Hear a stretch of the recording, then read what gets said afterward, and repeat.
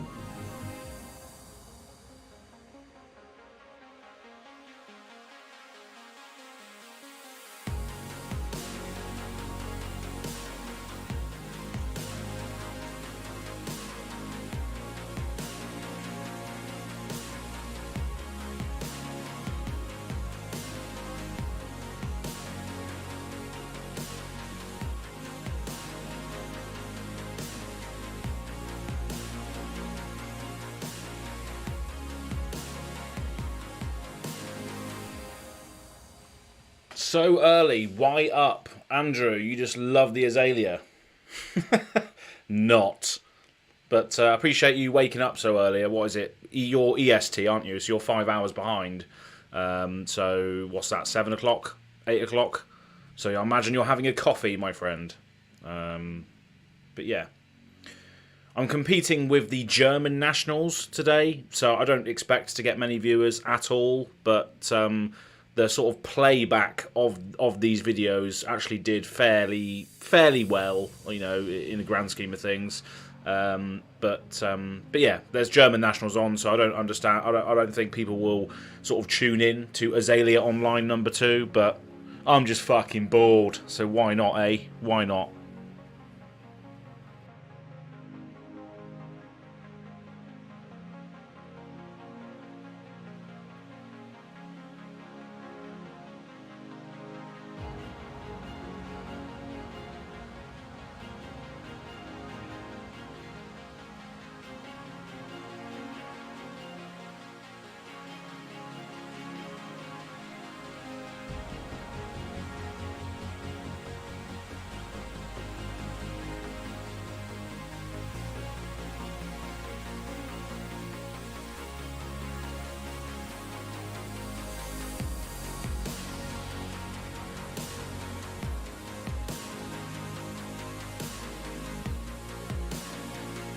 I absolutely love it. 7 AM in the morning, and he's got the GoAgainGaming stream on for a hero that he doesn't even play. That's commitment to the cause. Thank you very much, Andrew. We should be live in about 5 minutes or so. Just thought I'd open up early.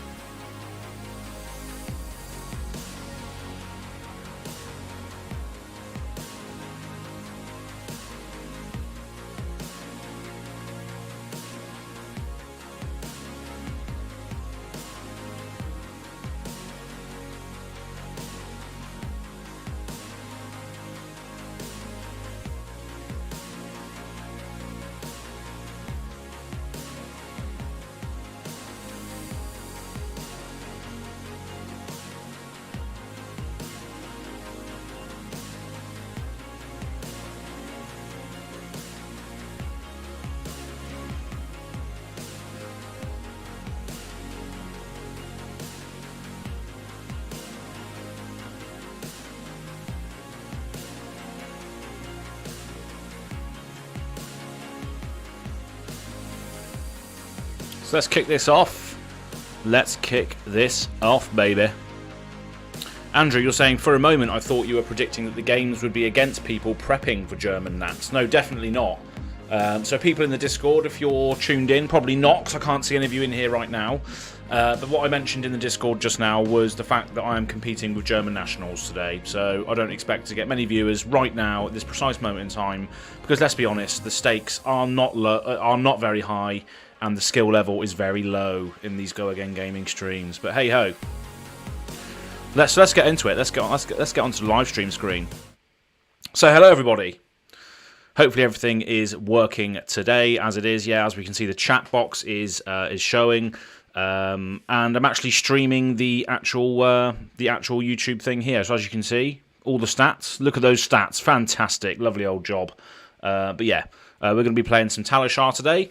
I've got some cool things to show actually, because Talishar reached out to myself, a few others as well, with regards to exclusive card backs as well for Talishar. So if you are a user of Talishar, if you sign in with your Patreon and you support this channel and myself through Patreon, you're going to get access to some special card sleeves, which I've had, the art and the graphics I've had commissioned over the last year or so.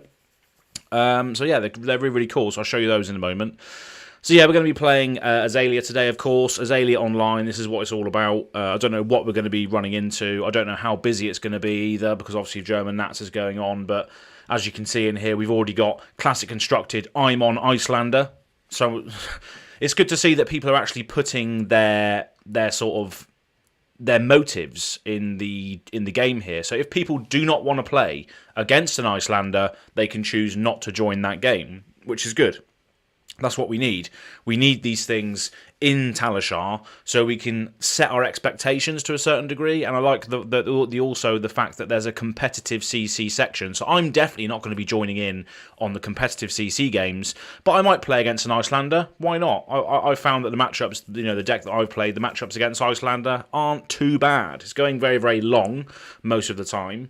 And my result in Lille, when I was playing the Berserker event, the CC Berserker event, was 1-1-1 against Icelanders. 1 win, 1 loss, 1 draw. And that's similar to the deck I'm playing now. But we'll see. We'll see what happens. But yeah, looks like it's all working. I'm just trying to access the chat as well as the... Let me just move this out of the way. I think I can see that now. You can actually see my deck list now. Cool. Ian Porter, morning as. Morning. Well, I should probably give you a warning, because this stream will sort of feature excessive language, maybe sexual references as well. But yeah, warning, Mr. Ian, and morning, Mr. Ian.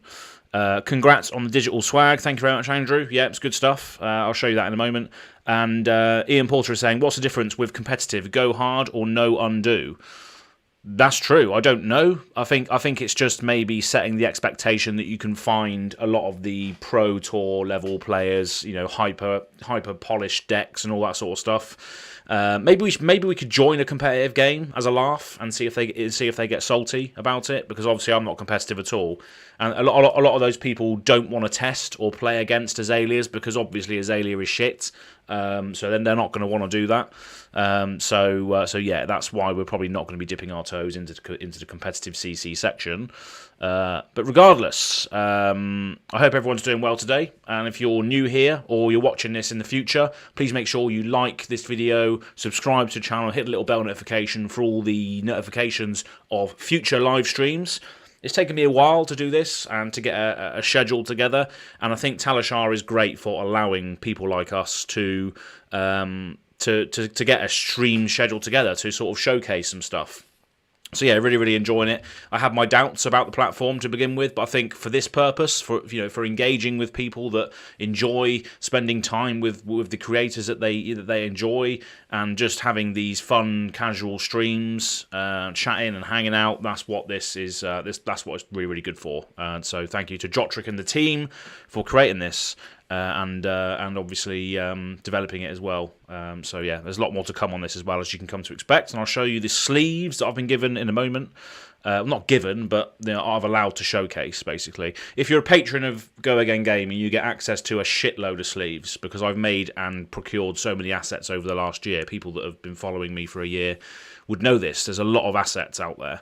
And I've also got an ambient camera today as well, over there. So hello, how's it going? So yeah, we're probably going to switch around a little bit today, messing around with some stuff. I've always thought this is probably a strong point of mine, like streaming and putting stuff on live, graphics and overlays and stuff. People, again, that are aware of the GoAgainGaming Open tournaments, they're all streamed. So I've got a lot of experience in this area. So hopefully it looks cool. And also we're going to have for people in the chat, we're going to have the What's the Card competition.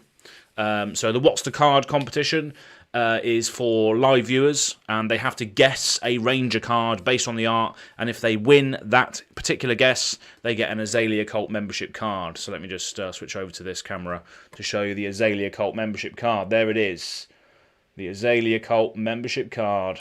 If you win the Guess a Card competition, I'll basically sign this live on stream for you and send it out to you, or you can come get it at Worlds or whatever you want to do, basically. So yeah. That's that. So we're gonna go straight into this then. So let me just go back onto here. Cool.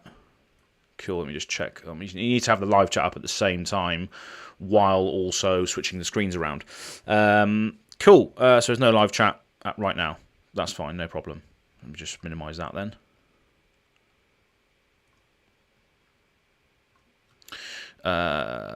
Jajik Vara, welcome to the chat. Welcome to the chat. I don't know why I'm pointing over there. The camera's here now. Welcome to the chat. Hope you're well. And we're going to be playing some. Azalea today. Probably not successfully, because obviously she's not a very competitive hero. But that's why we love her, because she's the underdog. She is the underdog, and it's always good to make your opponents sweat, even when you're playing garbage heroes like this. But we are confirmed to be getting a spoiler card in Dynasty. And some sort of spoiler overall reveal is going to be quite interesting. So let's get straight into this. Let's go to Talishar. As you can see, it's up now. Cool. Right. So we want to just refresh this quickly. Make sure we're all logged in. There we go. Join game. I'm just gonna post that I'm playing on there instead, because people might not want to play against Azalea. As long as I telegraph that I'm playing Azalea. Go again. Gaming. Streaming fun times. There we go. That's it really. And then we're going to grab this. Interesting card that I've chose to use is Reinforce the Line. So basically, this deck sometimes can block quite well. Surprisingly, I run quite a lot of cards in the deck as well to potentially bring some opponents down to a bit of a fatigue game towards the end. Reinforce the Line is just another card that allows me to block with a arrow, potentially, or any other attack action, and give that card +4 defense. It's just a way of getting round like Dominate and those horrible on-hit effects from the Guardians, and sort of bringing up the arrows to at least a 7 block. Which will allow me to then potentially, on a very, very pivotal turn, maybe block with my cross wrap or my tunic or my boots to prevent a crippling crush, basically, is what I'm thinking. Because I can't get round it any other way unless I try and clog the arsenal with a defense reaction, which sometimes can work, but I just like to have more ways of defending those horrible turns from hand, and Reinforce the Line, and obviously, where is it? The Oasis Respite also allows you to do that. So that's why that's my logic in those card selections there. I probably am as well, probably absolutely stupid for running these cards, but who cares? That's what Talishar's for, because you can test your decks against other real-life opponents. So that's always good. Azalea, let's go. You got this. Thank you very much for the support. How do I pronounce your name? Jacques Vajra? That's a tough one to pronounce. Afternoon, Big Boss Book Club. Hope you're well, mate. Well done on your Bravo result as well, by the way. I saw that just posted in Discord, so that's cool. That's all good. Well done. Right, so we're just gonna do this now then. So GoAgainGaming, no restriction by reputation. CC public. Deck link is this one here. And I'm only running Dreadbore as well. That's the only weapon I'm using. just because I love the break point on there, the extra +1. Defense reactions can't be played from hand is decent in some matchups, but I don't care about drawing cards from Death Dealer or anything like that. So let's create the game. Probably going to select Perch Grapplers from the start, but we will see. We will see. It's going to be fun though. Hopefully we can do some things. I haven't had too bad. If you watched the last stream, I lost one against Briar and then won one against Lexi. So not too bad so far on the stream, 50-50. So we'll see what happens going forward.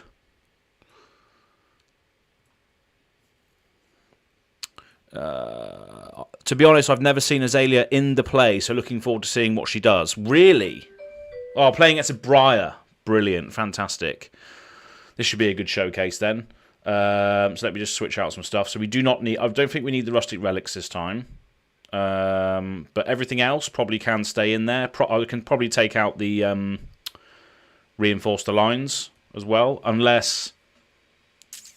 Nah, we'll keep those in. See if they actually do anything. Because they still can make a... They cost nothing to play as well, don't they? They cost nothing to play? Yeah. So they can basically make an attack action card. Probably not then. Probably not against this matchup. So it's going to be quite racy, isn't it? I imagine. So we will go second, I think. We'll go second. Still gutted this don't work on iPad yet. I know, it's a bit of a shame. It's a bit of a shame. So as you can see here, we've got Azalea Cult Sleeves. That's a lovely old job. We do have a take cover in hand as well. So for our first turn, we can draw up to 5, which is great because we're going to Arsenal a card from the reload. This is why I like going second with Azalea, because if you can play a Fateful... oh, no, it's not. It's not a... I fucked up there, didn't I? It's not a... oh, I do have a take cover. No, I'm chatting shit. Never mind. So basically, what I like about going second with Azalea is if they attack you and you have a take cover in hand, you can reload a card into your arsenal. That means when you draw up, you're going to have a 5-card hand on your first turn.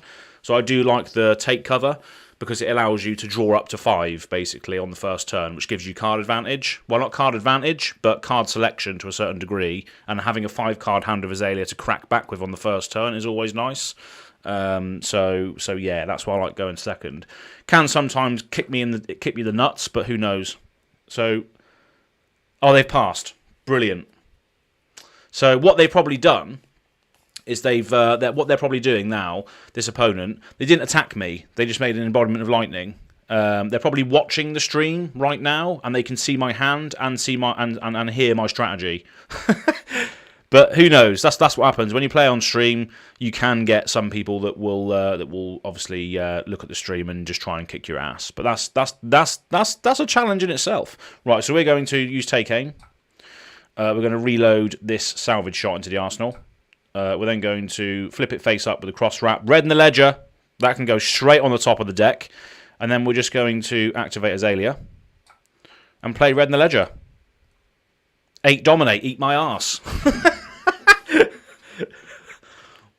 Let's get that out of the arsenal foot straight away.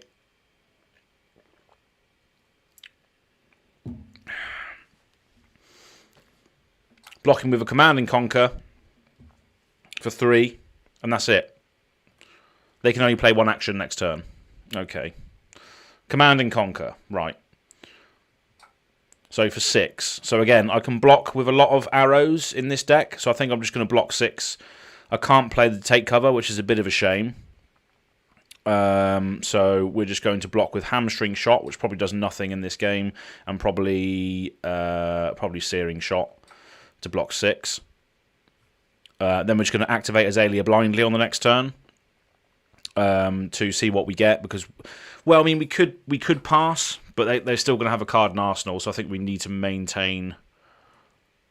No, maybe we could activate her blindly. This is where, you know, putting something in your arsenal against a Command and Conquer, that's just unlucky, because I couldn't get that out of there now, which is a shame. So I'm just going to activate her blindly. Seek and Destroy. That works. So we can play Seek and Destroy. We can then crack these Bullseye Bracers to put a Remorseless into the arsenal face up, and then we'll play the Remorseless with a pitch and a headshot. So 9 coming in here, no dominate, but every time they play an action next turn, they will lose a life, and they can't defend with any defense reactions here because of the Dreadbore and the Remorseless effect, which is quite nice.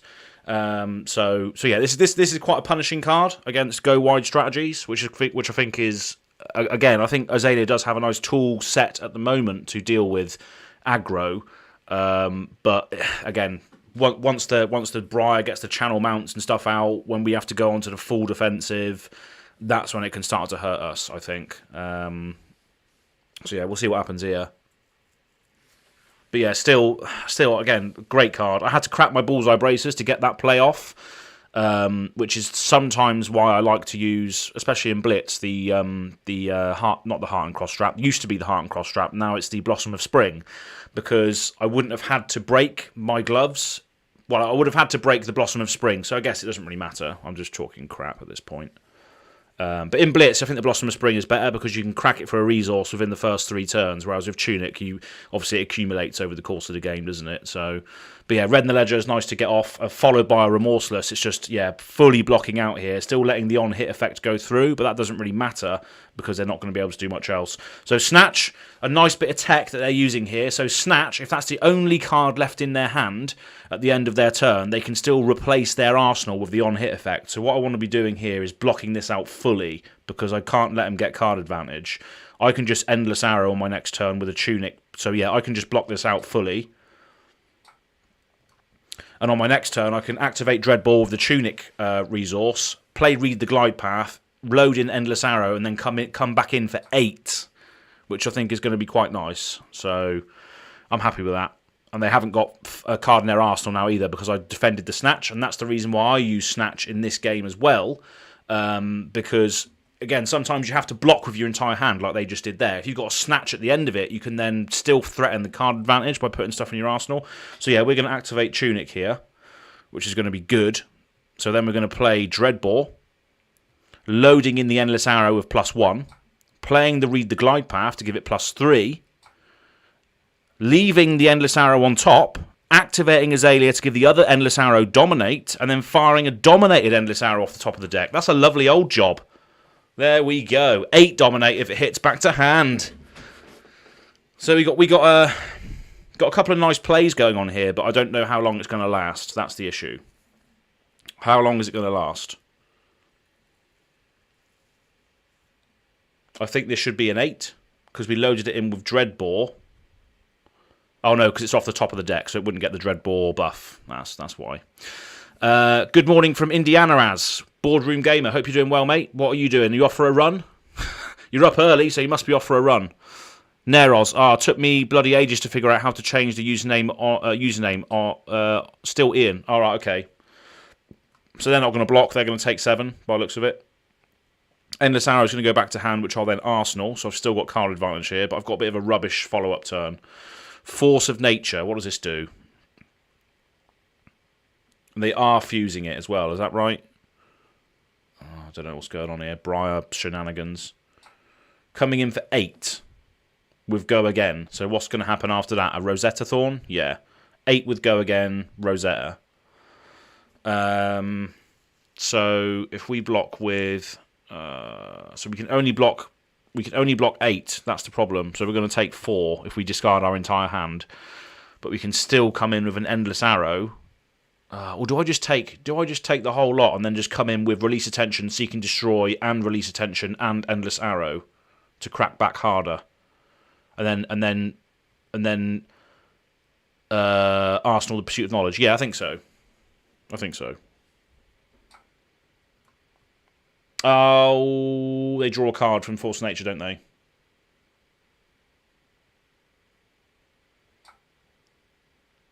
Yeah, okay, never mind. Right, so I'm not gonna bother with that, I don't think. So 2 and 2, nah.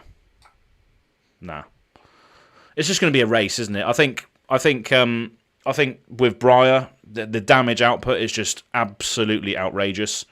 So the thing is, here I'm not threatening any interaction. I'm just threatening the Endless Arrow going back into my arsenal, and they're probably going to be fine with that because it's not much damage in comparison to what they can do. So what have we got on the top of our library, on top of our deck right now? A Take Cover. That can stay on top for the defense next turn, but we're just going to play out our hand here. So we're going to play Release Attention.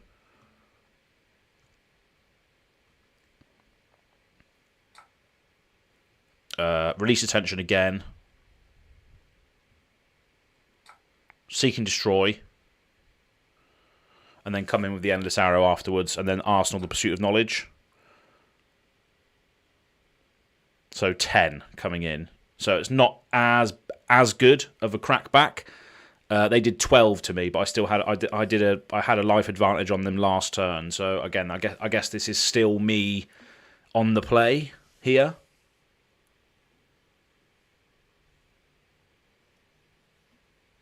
Block with your face, absolutely, Neroz, absolutely.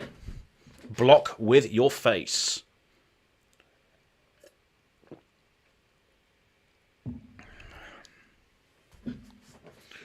Blocking with the crown, okay. So they get to sink a card. And then taking 8, I guess.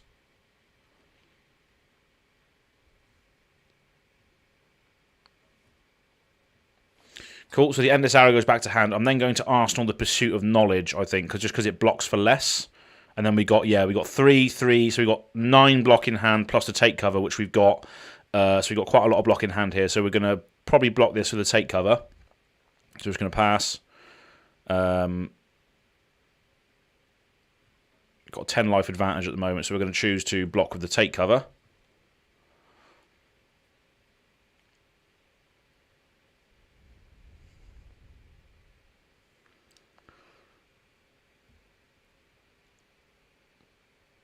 Activate the Tunic. Okay, what's this going to... Razor Reflex. Right, okay, interesting. Razoring a Ravenous Rabble. Okay. Creates an embodiment of Earth. Coming in with another Ravenous Rabble for 4. I'm just going to block with... I'm going to block with Knock and Endless Arrow. And then I'm probably just going to try and threaten the Intellect buff on my next turn. I think that's pretty much all I can do. Coming in for 3. What does this do? 3 with Go Again. And what's going to happen after that? Rosetta. So that's going to be 7 damage. I guess 7 damage, unless they play the card in hand, which then forfeits their card advantage. So I guess we're just going to take it because we're on higher life. So they've got no resources. So if they they're now surrendering a Channel Mount Heroic to come in for 2 and 2. Oh no, just 2. Okay, fine. No problem. So yeah, we're just going to play a Pursuit of Knowledge then, pitching this. So now threatening a 5-card hand, which is always a good thing. So basically, when I'm down to nothing, when I've got no arrows, no sort of crackback, I like to threaten card advantage, whether that's in the form of this Pursuit of Knowledge or Snatch. It forces them to block like this. They're blocking for 3. Are they going to block with something else to prevent the on-hit? Grasp of the Arknight. Of course they are. They don't want me having a 5-card hand. So that's nice. So I'm still maintaining card advantage here, but 3 against 4. Here we go. Some Sonata Tings. Loving the talk through of your tech here. Nice one, mate. Thank you very much, Neroz. You know, I don't know much about the meta, but I know a lot about Azalea, that's for sure. So choose and a pitch to... Yeah, I'm probably just going to take... sod it. We'll chuck Salvage Shot away. We'll pitch. Still got 3 cards in hand against their 3, so why not? We'll just pitch Salvage Shot. Coming in for 4 with Go Again because he's on less life. So we're just going to...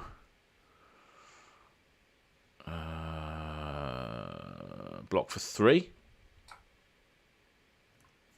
This is going to be a hand depletion situation here, unfortunately. 18 to 19. 2 cards each. What's that? Rune Chant damage? Oh no, that's 2 and 2, isn't it? Yeah. So we're going to have a cheat next turn. We're not going to have any. We're not going to have any next turn now, though, which is a bit of a shame. Probably blocked with the wrong card there. Probably a bit of a misplay there, but never mind. So we're not going to block the arcane damage, but we will block for 2 with Release Tension. So 18 to 17 now. We've both got exactly the same cards, but I'm not taking a turn, so that's probably bad. That's probably me taking the foot off the gas now, which is a bit of a shame. We can't really do much on this turn apart from just end the turn and Arsenal.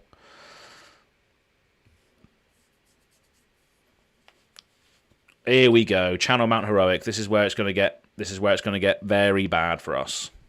So we're just going to have to block everything now until that runs out. 7. Okay. Right. So let's chuck this under it. Let's chuck this under it, and let's chuck this under it. Let's just block as much as we can. Does have go again. So coming in for an E strike now for, was it 7? No, more than that, 8 because of the channel mount. Fuck me. Right, so we can still block for 6, but that's pretty much all we can do.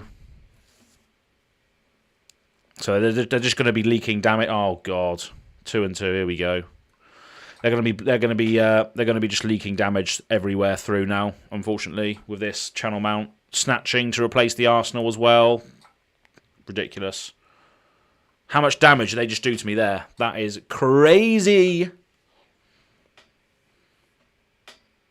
I guess Briar's the meta darling for a reason. Yeah, great design, isn't it? Just being able to just... Yeah, brilliant. So we're just going to activate Azalea blindly, just to see if we can get anything. Even a defensive card in the Arsenal would be nice. Here we go, defensive card in the Arsenal. That's better than nothing, I guess.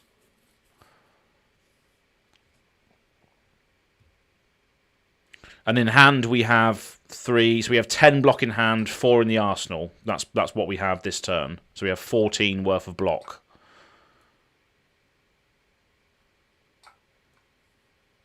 But yeah, they're just going to attack, non-attack, then 2 and 2 every turn, aren't they? Fucking hell.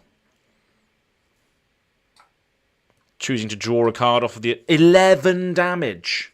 That's crazy balls, isn't it? Right, so blocking for 6... 8, pass. I probably should have blocked with the take aim there, so I would have had the blue to stop the 2 and 2. But hey ho, we'll take cover. We'll block everything. Blocking for 12, choosing not to reload because I need to block the sword swing. But yeah, Channel Mount Heroic is just ridiculous, isn't it? It really is. Especially when you can go as wide as you want with Briar like that. That is mental. Absolutely mental. Now they're going to come in for 1, 2, and 2 because of the rune chant. Man. That is crazy. So we're going to chuck this take aim away. Then we're going to...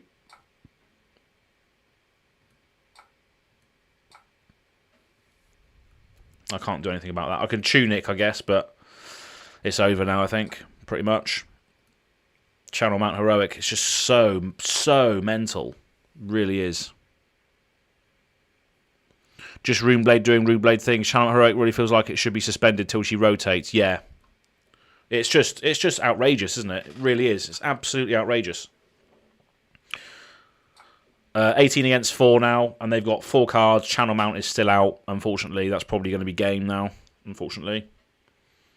Had a great start. Had some really, really good pressure at the start, but as soon as those Channel Mounts come out, it's just a different game, basically, after that. Just a different game entirely.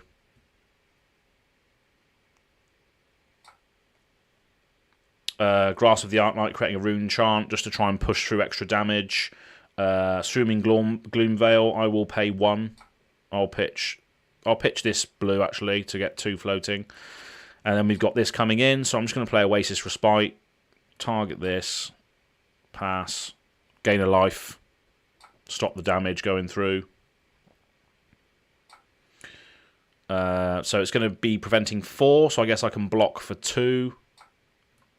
It's got Go Again, so... They're going to come in for 2 and 2, I guess, after this.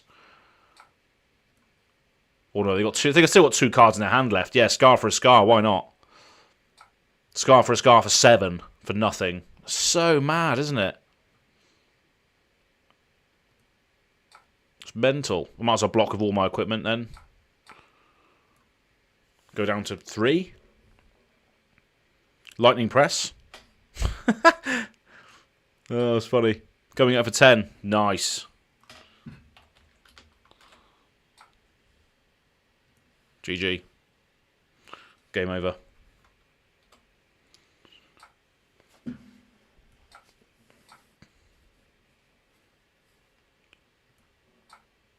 So there we go. As soon as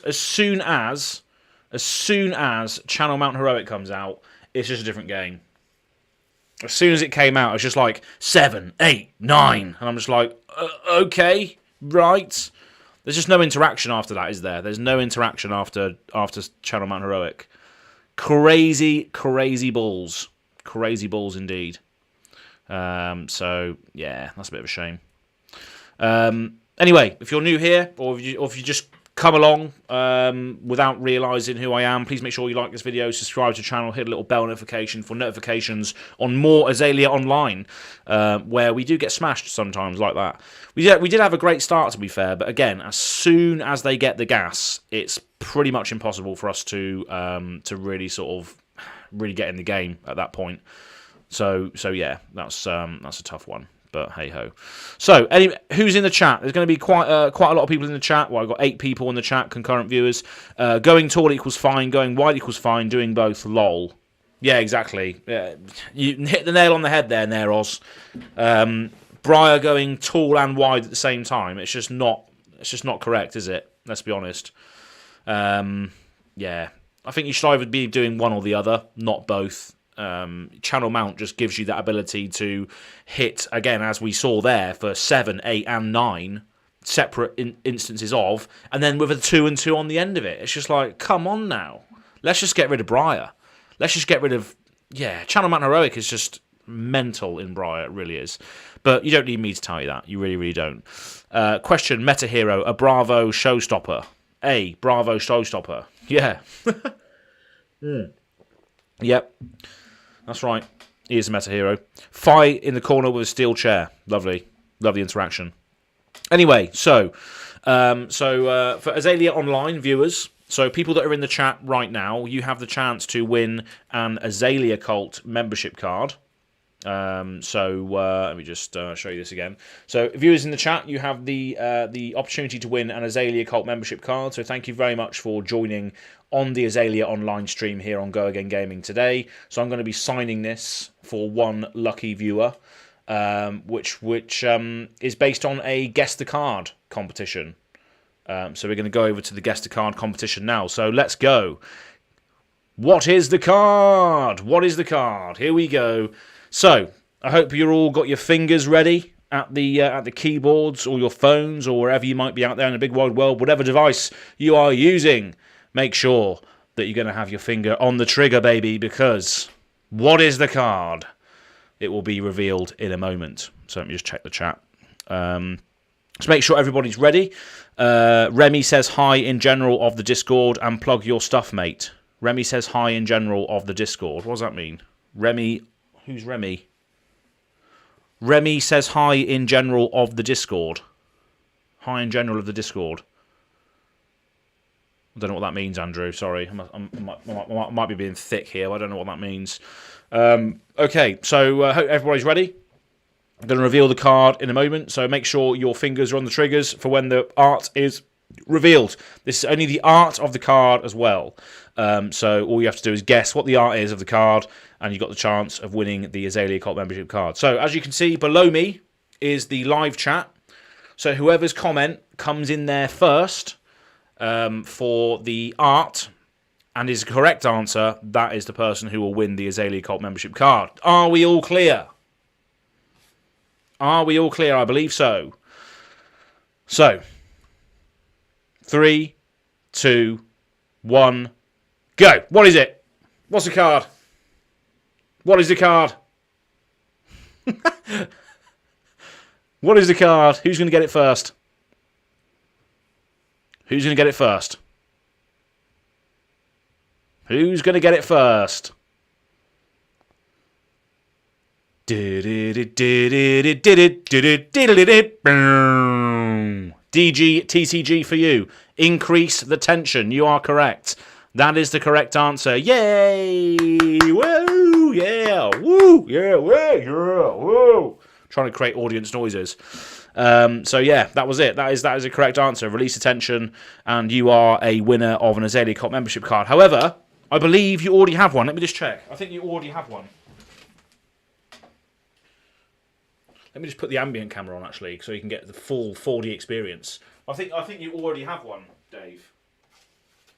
Pretty sure you already have one. Let me just check. Oh, there's a hummingbird Call of Adventure. Just imagine that. Just imagine me giving away a hummingbird Call of Adventure on there. But I think you already have one, Dave, don't you? I think you won one of the competitions on the actual Azalea Cult recently. Oh, isn't she lovely? You can't even see her because there's no lighting where this camera is. That's not very well done, is it? There we go. Not really. Can't really see it. Never mind. Thank you for purchasing an Azalea Cult mat. Yes, I knew you had one. Thanks for purchasing an Azalea Cult mat. Cheers, Dave. So you've already got one coming because you bought a Azalea Cult membership mat. Well, a play mat from me. So I guess you can have another one because it's unique to this competition. I guess we can write you out a new one for guessing the increased attention on the live chat.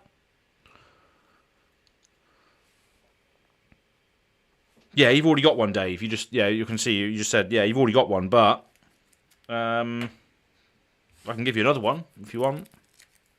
I can give you another one, sir. But yeah, let me know what you want to do because you already have one. I completely forgot.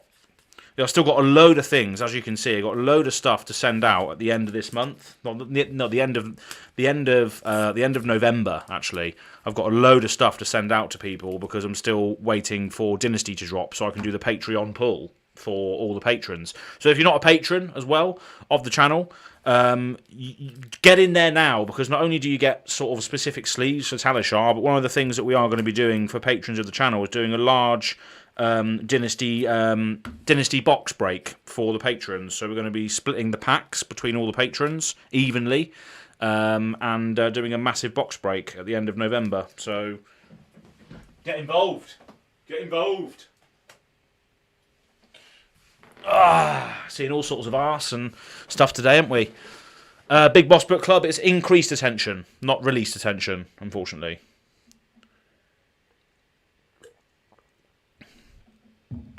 But yeah, that was the What's the Card competition. So yeah, well done to Dave.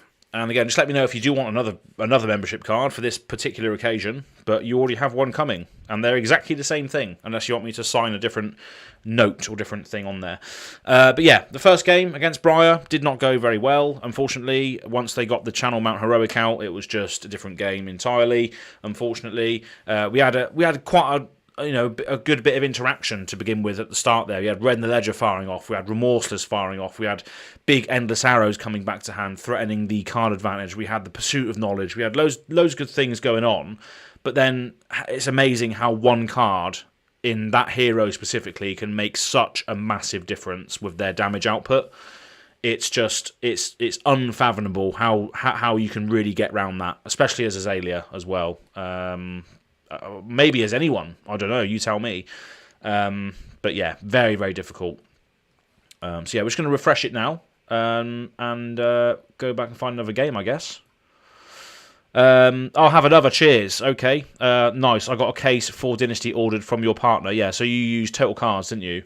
Another shout out to good idea. Well done. So yeah, Total Cards in the UK. I do have an affiliate link with them now. So if you just use the code GoAgainGaming for your purchases for any geekdoms on Total Cards, you'll receive a little bit of money off, and obviously you'll help support the channel directly as well. So thank you very much for Neroz in the chat, obviously buying a whole case, a whole case from Total Cards with pre-order. I think a few people have as well, actually. So if you haven't done that already, if you're looking to pick up any sort of product for any sort of manner of geekdom, make sure you go and do that. So, Dave, you want another one? Okay, cool. Let me just write this out for you now, then, before we proceed. So I'll just write this out for you now, then. Right. So, Dave, DGTCG, DGTCG. Well done. So I'm going to put increased attention. Increase the tension. And Increase the Tension was a card that I used to use in Azalea until Dreadbore came out. And actually no, Increase the Tension. Is it Increase the Tension that says you can't play it from Arsenal? Is that what that one does? Increase the Tension. I'm pretty sure it is that one, isn't it? That says you can't play them from Arsenal. Because it doesn't come up too much. Increase. No. Increase is the one they can't play from hand. Yeah, so Increased Attention was one of the things I was using in my Go Tall Azalea deck when Dreadball didn't exist, because I wanted to get through defense reactions. I wanted to make sure that they couldn't interact with my attacks, because once people start interacting with a ranger attack, that's when a lot of their value obviously goes out the window, because you want the on-hit effects of the cards that rangers have. And I think we're going to get more of those as time goes on. I think that's where Ranger needs to explore, is the on-hit effect territory, because they're marksmen, they're marksmen, they're markswomen.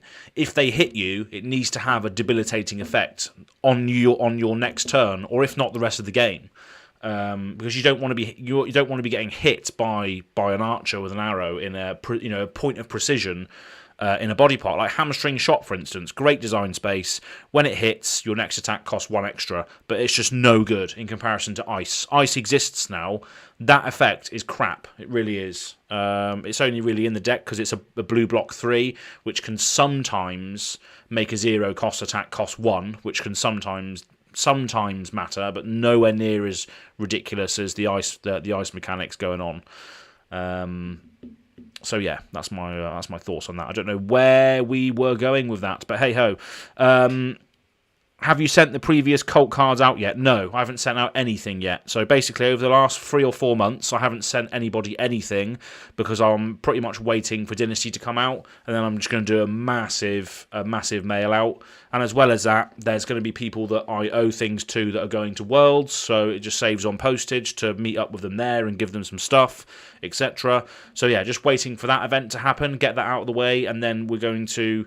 Well, we're probably going to be doing the GoAgainGaming Open 5 as well at the end of November, so maybe we wait till that's done, and then we do it after that. But there's so much going on, so I will get it all out to people. Eventually, but it's just, a lot of stuff going on at the moment. Goblin Reserve, welcome to the chat. I'm going to show your message because it's being held back for some reason. God, you're sexy. Cheers. I just rolled out of bed today as well. I haven't really done anything, actually, another thing I can talk about while I'm here before we go into the next game. Probably play a couple of games. Well, our stream is scheduled from 12 to 3. So yeah, we got time to chat. I've been playing a new game on Nintendo Switch called Dead Cells. I was playing it till 1 a.m. last night. It's just fucking sick. It really is. Dead Cells is a sick game. It's like a roguelite sort of side-scrolling beat-em-up style game. Oh, it's awesome. So addictive. So if you haven't played it on the Switch, highly recommend it. It's very, very good. Very, very addictive. But yeah, that's cool. So I've done this. DG TCG, well done. So this is for the Guess a Card comp. And that was the 1st of October. Yeah, 1st of October. Pinch Punch, first day of the month. Dave TCG coming in with another Azalea Cult membership card. DG TCG, Guess a Card competition, 1st of October. Increase the tension. Well done. That looks like well do, doesn't it? Looks like well do. Well do. Well do. There we go. Cool. Right then. So, looking forward to playing Royal Azalea when Dynasty comes out. Yeah, absolutely, Jake or Jacques. I don't know how to pronounce your name there. It's going to be fun. Yeah, she can wear the crown. I'm not sure whether you would have seen the graphic that I made actually of Royal Azalea wearing the Crown of Dominion. But it was a fun time. But yeah, every hero can start with a golden play. It's going to be fun. Every hero can run a cash in, which is going to be fun. Everyone can draw cards and go again. Everyone loves to do that. The best part of Magic, Flesh and Blood, is drawing cards. Anyway, Goblin Reserve is saying, "Holy fuck, it's October." Whoops, I deleted the message. Sorry. Let me just. Oh damn it! I deleted the. I don't know why. I need to change this. I need to change the settings because it just reserves So if you could reserve swearing in the chat, that would allow your message to be seen. I can swear for you. I can just relay your message. So Goblin Reserve in the chat says, "Holy fuck, it's October." But the message wasn't allowed to be shown on here because I've got some weird settings on, so I need to change that. Nice. Looking forward to seeing what else will work with the royal keyword. Yeah, exactly. It's going to be interesting. It's going to be interesting to see what payoffs there are for having the royal keyword in play or in effect, basically. Cool. If you can cuss, I'm cussing. Yeah. We getting our cards at Worlds or no? I don't think. No. I think you should be getting your digital card and your physical card. I don't know, actually. I think generally speaking, you should be getting a digital card to spoil for a video or graphic, and you should be getting a physical card. I don't know though, because I'm not part of that. I'm not part of for people that are following along with spoiler season. I was the first one to be announced getting a spoiler card on the Living Legends podcast. Chris Bewley of LSS came on and said, "Right, we're giving you a preview card," before anybody else knew what they were getting. So I know I'm getting a preview card, but I haven't been given a certain date as to how I'm going to be spoiling that preview card. Chris sent me an email saying that some people have dates for their preview cards where they have to release a video or do a post or something about the card. Other people, other creators do not have that, so I don't know what that entails for me, because I would love to make a video and put it out there, but I'm not getting given enough time to do that. So I think, or Fluke and Box had an interesting theory for these individuals that don't have set dates, that there may be some form of live reveal or some form of reveal at Worlds for the people that are going, because I know that Tall Timmy also doesn't have a date for his preview card either. So Ethan Van Sant, who is known for loving Levia, doesn't have a spoiler date for his card either. I believe that he's probably getting one, surely. But yeah, there's a lot of speculation as to what's going to happen, but it's going to be interesting nonetheless. Anyway, we're going to carry on. I've been on this camera for too long. Live stream. Cool, right, so let's refresh this then, just in case we've been logged out for not doing anything. Right, so yeah, we're testing Wanna Build a Snowman. Interesting. Blitz. Well, we can't really play that because we've only got a CC deck. So we're just going to put this in here again. GoAgainGaming, testing, messing around. We're just going to put messing around in there. And the deck link, of course, is on fabdb.net. Decks. My decks. Azalea 1. Copy this. And paste it in there, baby. And then we're going to go again. So we're going to create game. And just wait for someone to appear, I guess. It was confirmed, as far as I know, that ours is getting mailed. Yeah, I don't know, Hank. I don't know the situation because I'm not involved in the. I haven't been involved in any preview seasons so far, and I haven't been involved in the you must spoil your card on this date docket either. I'm not on that docket, so I have no idea what they're going to do with yours, mate. So, but yeah, going to be interesting. So make sure anybody who's in the chat now or in the future, if you're watching back to this, make sure you go and subscribe to Goblin Reserve's channel because they're going to have a spoiler as well. Hopefully, Goblin themed. Who knows? But yeah, we'll see. It's going to be fun anyway. It's going to be really, really fun. And obviously, Chris Bewley on the Living Legends podcast said that obviously spoiler season is being done very differently this time round. So yeah, very, very excited to get into it and see what's in store for all of us. Not just me. Nobody cares about me. We care about the card. We care about the fucking Azalea support or whatever it is, whatever we're getting. Goblin allies. So yeah, that'll be fun, wouldn't it? Just little goblins, little 1/1 goblins that have haste so they can come in and attack. Oh wait, different game. Sorry. Never mind. So, again, we are streaming in the middle of the day. It's 12 o'clock. Well, 12:46 over here in the UK at the moment. And the German Nationals are happening right now as well. So I don't know if we're going to get many matches on the stream or games. We've had one so far, but obviously it's right in the middle of the German Nationals right now. And I appreciate everybody who's. Oh, we're playing a Bravo. Okay, here we go. Playing Bravo. Let's have a look. What do we want to be? What do we want to be playing against Bravo? We're probably going to lose this game, but who knows? We're going to lose everything, right? So we want to take out the rusted relics, obviously, and then we want to keep in everything else. I think release attention is in there to stop defense react. Reinforce the line to potentially prevent the dominates. Okay, cool. I think that's pretty much all we need. We're obviously not going to be running null rune boots. We're going to be using the perch grapplers. And then they're choosing for me to go first, is it?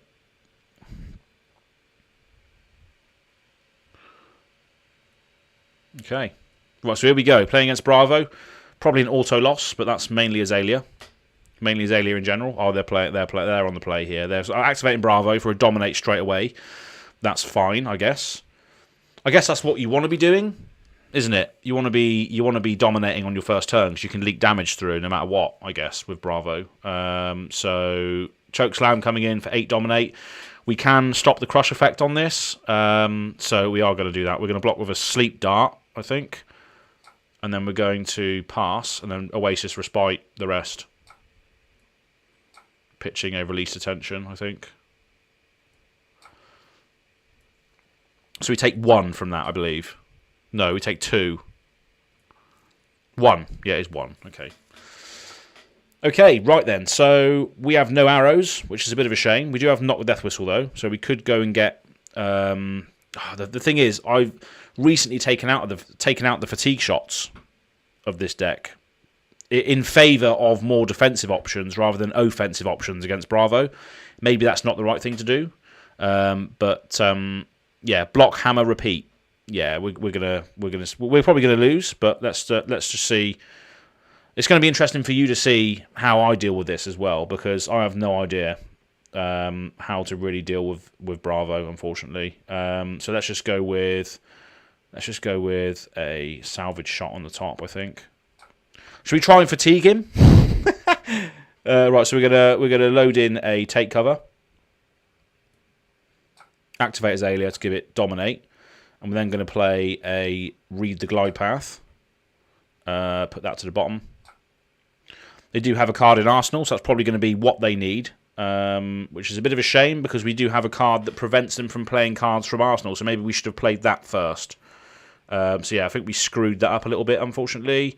Yeah, we probably should have bullseyed. No, we couldn't have done that anyway. So that's fine. We'll just play that. Sod it. 8 dominate. If it hits, it goes back into the deck. I don't think he cares about this on-hit effect, though. So maybe if there is a card in Arsenal, maybe he won't use it on this. But well, if you're a Bravo player and you see Dreadbore, do you put defense reactions in your Arsenal or not? What do you do against it? If you saw an Azalea coming at you with a Dreadbore, which means you can't play D-Reacts from hand, what do you do? Do you clog your Arsenal with D-Reacts, or what do you do? There we go. Staunch response. Exactly that. There we go. That's what he's done. Paying 3, blocking 8. So, yeah. Cool. Okay, makes sense. Anathos for 4. So we're going to pass. I'm just going to Fateful Scene that away. Searing Shot on the top. We got a knock with Death Whistle again on our next turn. So on our next turn, we can knock a Death Whistle something to the top of our deck, reload, take cover, switch it out for the card we need, and then we still have to pay the 1 to play it. So that's going to be that's not going to be much, is it? So we're just going to bottom that. We're just going to bottom that for now. Pass. Okay, so do we want to be using Knock the Death Whistle right now, or just want to Arsenal and pass? I think we're just going to Arsenal and pass. Because I don't think the Knock Death Whistle is not going to get enough value. So if we play this, we go get an arrow to the top of our deck, we reload a card, which will probably be the take cover, we then switch it out for the arrow we need, and then we use the Seek and Destroy to play it, unless we go get an Endless Arrow, which costs nothing to play. Unless we go get a nothing cost arrow. So let's go do that. Let's go get Endless Arrow. Reload take cover. Activate Azalea to give the Endless Arrow dominate. Play Seek and Destroy, and then fire this at them. So 7 dominate. If it hits, they have to discard their hand and Arsenal at the end of their next turn. And if it hits, it goes back to hand. So still threatening the same card advantage as well situation. But have they clogged their arsenal with another defence reaction? Are they going to keep doing that? Who knows?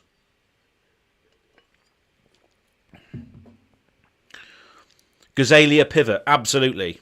Put the D-react in arsenal, wait for the stupid tall arrow that needs to not happen. Yeah, okay. But what about arrows like this, Andrew? The little 7 dominates which create card advantage. Do we care about those? Probably not.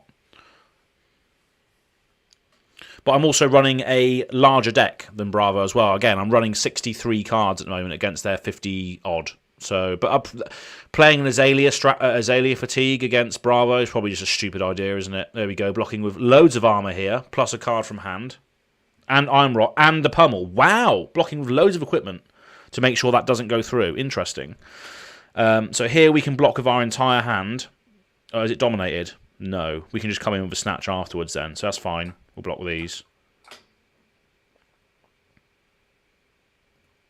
We'll take 2. And then we just snatch them on the next turn. And again, this is what I was saying earlier about having a snatch in hand.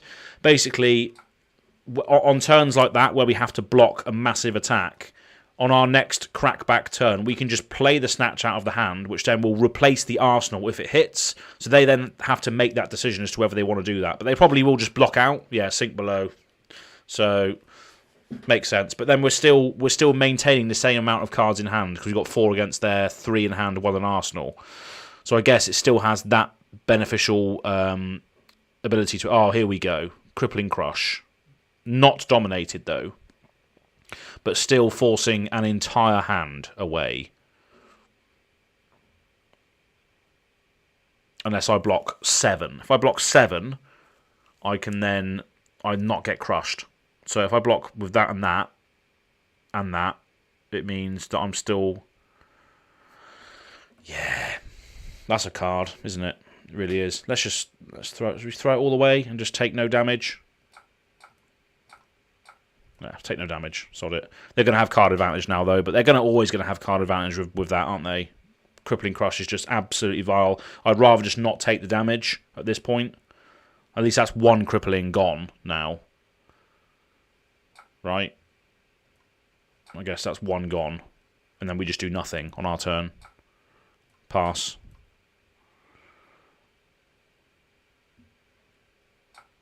Chokeslam for 6. So if we take cover, we can reload the hamstring shot, which probably won't be doing much anyway. We can activate Azalea still to get an opt on the next turn. Coming in for 6. What does it do? If it deals damage, there's probably a pummel behind this as well, so I'm probably just going to have to full block again because there's a 2 floating here, so they're going to pummel it and potentially do 10 damage. So I guess we're going to have to just 2. Yeah, let's just block all of it again. Yeah, blue pummel, play, take cover, block all of that out. Take 2 damage. No, we don't take any damage there at all. But now it's 51. Yeah, so now it's they're now 1 card ahead of me. They got 5 in play, 47 in deck. I got 4 in play, 47 in deck, and now they're coming in with a Bravo. So I got Reinforced Align in hand here, which will allow me to potentially block a dominated effect, which is quite nice. So this is why I put this card in here. So basically, I can't defend with cards from hand, right? So basically, what I'm going to do is I'm just going to chuck this in front of it, pass, and then Reinforced Align to give Sleep Dart 7 defense, and therefore I've blocked it with 2 cards from hand. Basically, that's why it's in there. That's why Reinforced Align is in there. So it basically stopped that with 2 cards from hand rather than one card getting the crush effect and leaking the damage through. So that's why the card is in there against Guardian. So I think we just load the headshot in here and fire off a big attack, but it's probably just a defense reaction waiting in the arsenal, a big one. But they broke a piece of equipment. Let's break a piece of equipment as well. So let's use the bullseye to put the headshot in the arsenal plus 3. So it will become a 7. We're going to play Read the Glide Path. Let's give it plus 3. Remorseless on top. Lovely old job. We might as well just chuck that away. Activate Azalea. give it dominate, and then fire it off with a tunic. So coming in for 8 dominate, and then every action they play next turn will cost them a life, but it doesn't really matter because they only play one big action a turn most of the time with Bravo, so this is pretty much a shit card in this deck. This should probably be Fatigue Shot in this matchup. It should be Fatigue Shot. But I just don't have the space in the deck for it at the moment. Maybe I should take out the blue hamstring shots for blue fatigue shots. Maybe that's the idea to do. Right. So again here, a Command and Conquer coming in with which defense reactions can't be played. I can play Cadaverous in front of it and then boost that up by 4 by playing the Reinforced Align. Oh, they're pummeling it. Ooh, baby.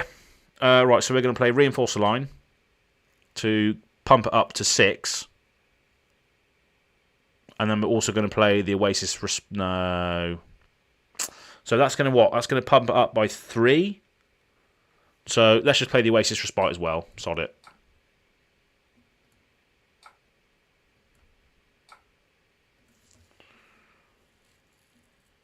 Yeah, so prevented all the damage there. Then we're going to pass again. Choke Slam coming in for 8. So it's just big numbers, isn't it, with these Guardians? Right, so we can take cover and then fire back a Endless Arrow on the next turn. What does it do? Action cards, they can't gain power during their action phase. Right, so does that matter? So does that really matter? So if we block for... So if we block... They've still got quite a lot of equipment left, so we probably don't want to be blocking with equipment just yet. So we'll block with this for 2. Sod it, we will block for this as well. And then we're just going to take cover to get the Endless Arrow into the arsenal. So nice little defense reaction that allows me to reload a card to attack with on my next turn and use the cross wrap also to flip it up to opt, which is quite nice. So it gives you a little bit of card advantage, so I'm going to use that now. Cadaverous Contraband on top, that can go to the bottom. And then I'm just going to fire this away, coming in for 4. If it hits, it goes back to hand. And then, obviously, I can arsenal the Fateful Scene, or blocking with the Skull Cap here. Interesting. And a Stamp Authority. So they don't want that to hit, obviously. Because it's more of a fatigue piece, isn't it? It keeps coming. It's, you know, if you don't trade cards away for the Endless Arrow, it's just going to keep coming in at you. So I guess you have to stop it. If you're thinking of the long game, at least, which this probably will be a fairly long game. Add this to the arsenal, and then we got a few decent arrows in hand, but again, none of which will really do anything against Bravo. Red and the Ledger and Remorseless just don't really do anything against Bravo. Salvage Shot is probably the only thing to really use right now. So we can't play defense reactions because of Command and Conquer. So we probably just want to be maintaining our life at this stage. Chuck away the arrows that don't really matter in this matchup. And then we can maybe threaten a Pursuit of Knowledge next turn, because you've got a Tunic trigger plus the Salvage Shot in our hand to play for that. And then threaten a 5 Intellect, which is good, which is what we need. So we're going to do that. We're going to activate Tunic, play Pursuit of Knowledge, pitching this. So threatening a 5 Intellect hand. But they can just sink below this. That's the issue, which they don't have. I think they might have... No, never mind. They're blocking it. They're blocking it fully. Back to their turn. Tectonic Plating. Coming in with another Command and Conquer for 6. Going to destroy my Fateful Scene if it hits. Does it matter that my arsenal gets destroyed here? Because it's only a Fateful Scene.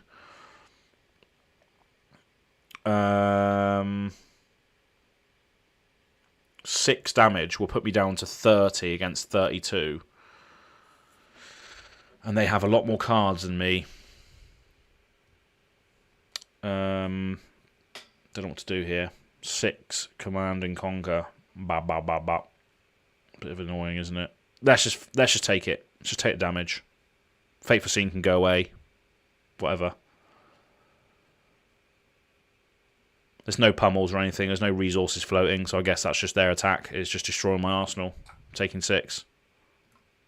Fine. No problem.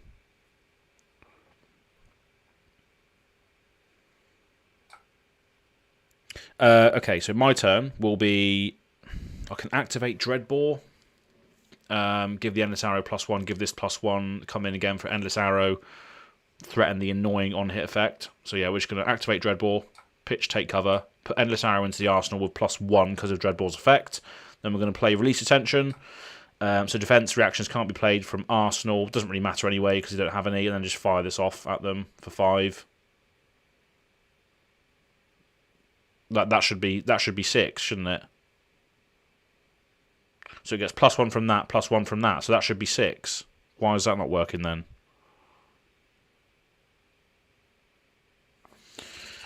That's bizarre. Why is that not 6? So I loaded it in, and then played this. So that should be a 6. So that's a bug. So that should be a 6. But hey ho, they're blocking it out anyway. Yeah, that should be a 6. I don't know why that is. Why that's not working. And I thought I can just block with take cover. So pass reactions. Take cover, reload the salvage shot in, block it out, and then just come back with a fairly big swing. I do have to pay for it though, which is a shame. So I'll opt it first of all. Oasis Respite, that can stay on top for a defense. Then we're going to play Release Attention, and then we're going to play Release Attention. Then we're going to fire this salvage shot off, pitching this. I don't think I did that right.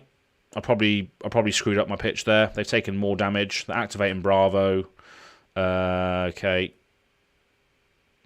Coming in with a big Crippling Crush, Dominate. Okay, so I can prevent the discard. So because I can block Oasis Respite and Fateful Scene, and then just come back with a Snatch on the next turn. So I guess that's quite good. So we're just going to pass. We're going to play Fateful Scene. And then we're going to bottom that. Oasis Respite, pitch the Hamstring Shot, stop the Crippling Crush. So we are going to stop. We are going to stop the Crush effect plus gain a life, so we don't really lose too much on that transaction. So that's another Crippling Crush gone, luckily, and I can just snatch in now and hopefully get my arsenal back. Probably not though. Sink below, yeah, okay. Yeah, so they don't want me to have the extra card. Activating Bravo again for another dominated effect. Great. Here we go. Another Crippling Crush. Right, here we go. So they've used all their Crippling Crushes now, but this is definitely going to hit me. So if I block with that, I discard 2 random cards. So I guess I just have to block with this. Discard 2 random cards. Nothing I can do about that. Oh, get the snatch. Keeping the snatch though. That's cool, right? That's a bit of a high roll. So come in with a snatch. It's a bit of a high roll, but hey ho. All the Crippling Crushers are gone, but I've only got 25 cards left against their 38. And I'm on lower life. So got lucky as, yeah I did. Yep. Got left with a snatch. Browsing with Rousey Ancients, Tectonic Plating, and Crater Fist. There we go. Use that armor. Use that fridge. Coming in with a Choke Slam for 8. Nothing left. Right, we've got a Tunic trigger, so next turn we can come back with 5, basically 6, 8, 10. Let's just do that. Let's just block 5. Let 5 go through. Oh no, shit. If it hits, we can't gain power. Whoopsie daisy.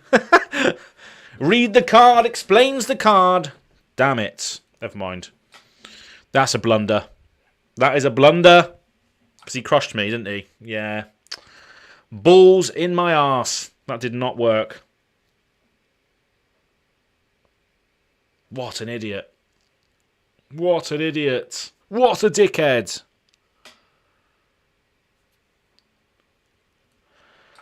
Yeah, that was a mistake. Should have just read the card. Never mind. These things happen. Right, so I want to Arsenal this one, I think. Okay. Tear asunder. Here we go. Tearing me a new one now. Anathos for what? 5 dominate. Okay. And if it hits, I discard a card. Is that right? They discard 2 cards. Well, fuck me. Okay. So I this is going to hit unless I put Skullbone and Tunic in front of it. My cam composition here is not great either, unfortunately. Yeah, that's not very nice, is it? Pitching blue Tear Asunders early game to have them come back round to swing with Anathos later. It's just vile, isn't it? Let's be honest. That is just vile. It's 2 cards as well. Plays so well into fatigue, doesn't he? What am I going to do here then?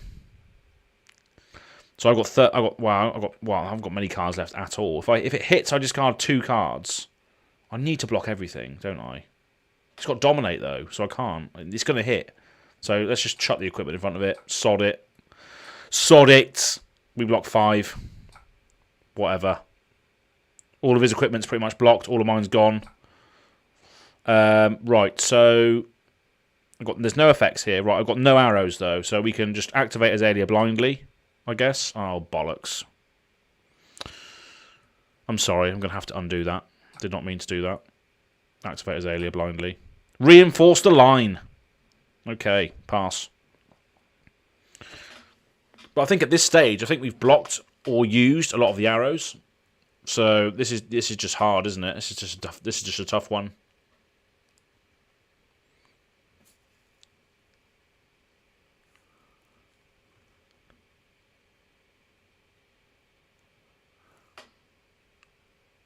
Tectonic plating.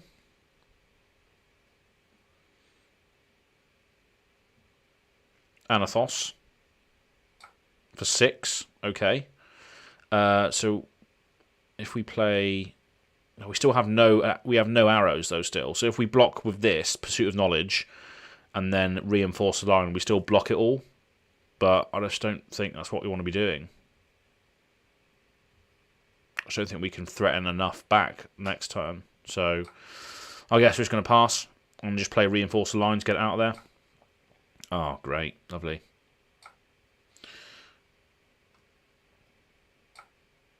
Nine. Damn it. Damn it. Okay. So we're not going to be able to do anything here. Yep. Azalea problems, eh? So we've got a big turn next turn, but I don't think we're going to be able to survive into next. We can't take all of this damage. If it hits, they can't draw cards during their next action phase. 8 dominate. Sod it. Let's just take damage. Sod it. I'm going to die. Cool. Right, so let's just play this then. Let's go. Take aim. Reload Remorseless. Read the glide path. Keep that on top. Seek and Destroy. Play the Remorseless. Pitch this. 14. Nothing else I can do. Nothing else I can do there. No defense reactions can be played against it though because of the combo between Dreadbore and Remorseless.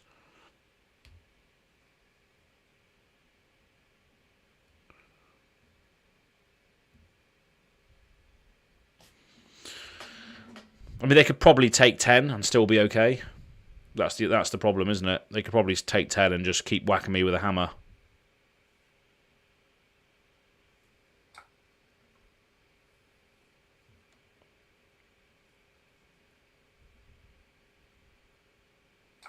Anathos for 6, baby.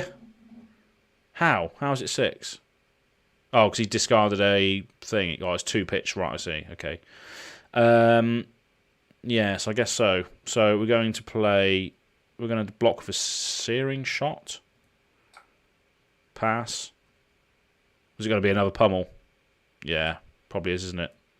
Take cover. Reload this. Oh, he's pummeled me. He's killed me.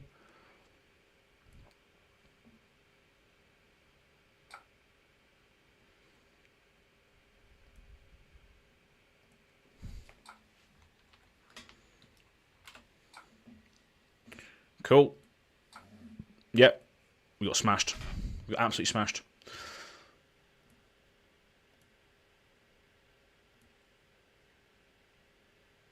So we got absolutely smashed in that game. Yet again, we failed with Azalea, unfortunately. Just unfortunately, just better heroes than Azalea. But that's what we come to expect, isn't it? Let's be honest. But we're right around the corner from Dynasty, so we're gonna see some new cards for Azalea, of course. And let's be honest, I'm not playing the most optimized list against these heroes. I'm just playing the deck that I want to play. And that's the great thing about card games. Just play what you want to play. But yeah, we got smashed in that game. Unfortunately, I think Bravo is just... We can't... I don't think we can even squeak wins through against Bravo, because there's just no way of getting through the horrible, like, crippling crushes. And, you know, I managed to get through 3 of those in that game. But then, yeah, it was just so much value coming out of the bloody hammer. But hey ho, I don't know Bravo too well, so I just know he's very, very difficult to play against. Cool, right, so that's that. What was I doing? I was going to see if I could change something out of here. So reinforce a line worked to some degree defensively, but I just don't know if you should be being defensive in this deck against Bravo. Do you need to try and hit him with fatigue shots? Does it really matter? Does it really matter because you're playing Azalea? Does it really matter? But yeah, this is pretty much what I'm using at the moment. Maybe hamstring shot needs to come out for blue fatigue shot. That's what I was going to change, wasn't it? Let's just try it, because hamstring shot just doesn't do anything at the moment in this. Just doesn't do anything. So let's take that out. Let's get a blue fatigue shot in there. Let's get a blue fatigue in there. Let me just, so you can see what I'm doing. So let's get a blue fatigue in there. Only attacks for 3, but still, when you're playing against Bravos and stuff that are coming in with huge attacks, they still probably want to block this regardless of what its attack is. So yeah, I think that's going to be a good card in there. Reinforce the line. It did work in the situations where I needed it to work. It did work. Prevented some stuff, so I don't know whether to keep that in. I think I should keep that in there for now, potentially. But everything else is just sleep dart. It's like since I've been playing games online, I haven't really used this at all. Haven't shut off any like Drome Eyes, haven't shut off any Viscerize with it. It's just a blue block 3 that can sometimes be shot with Dominate. But then if I'm shooting it with Dominate, is it going to be buffed? I don't know. So maybe that's another card that can be replaced by something else, potentially. But I just like the blue block 3 in this one, in this case, anyway. So yeah, we'll just keep it as it is for now. Still having a great time. Going a little wide is better against Bravo. Yeah, that's probably true. Big Boss Book Club, that probably makes sense. Going wide. I mean, I wonder if I can get the... so I've got an interview today with the Polish top 8 Azalea deck. We're doing that on the Azalea Cult today. We're going to be filming that today with Pavel. And he is... he's going to be going through his deck, his list and everything. So maybe we can get a Pavel list and play with that, because let's see what that does. Because I don't know what matchups Pavel had, but obviously he did something right with Azalea to get to the top 8. But obviously I can imagine it's very unconventional and nowhere near like how I've been playing the deck for God knows how long. But that's, you know, the Polish meta as well is very competitive. So maybe we should try it. See if I can find it. Is it this one?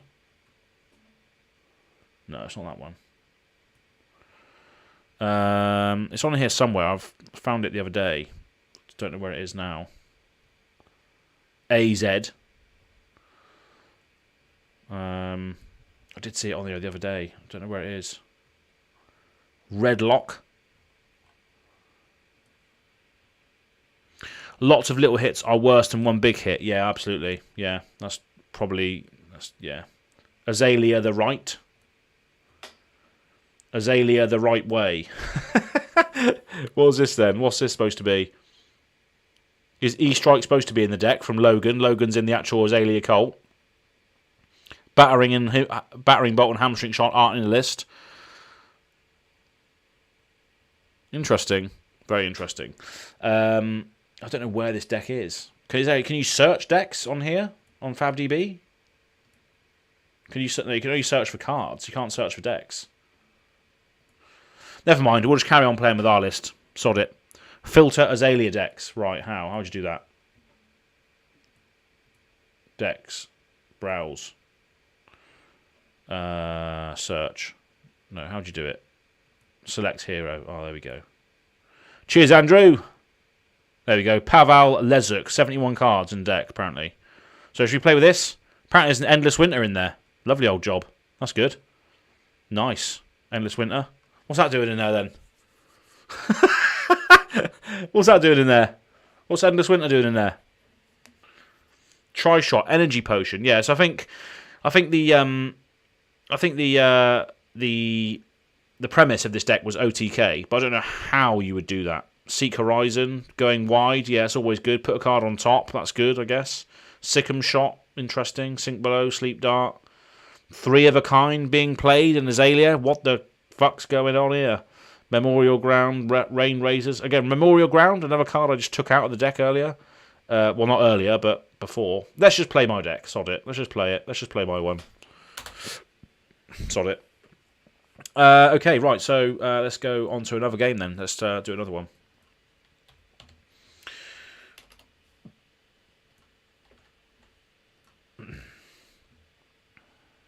My deck. My deck! Right, so let's go.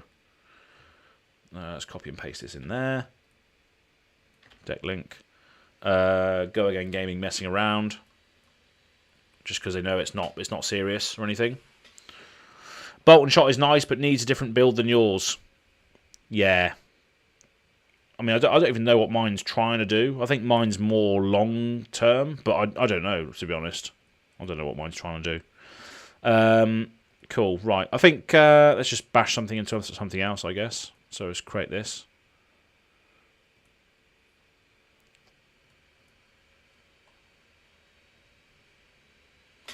I think I built this deck really to deal with like Icelanders mainly. I think that's the main success.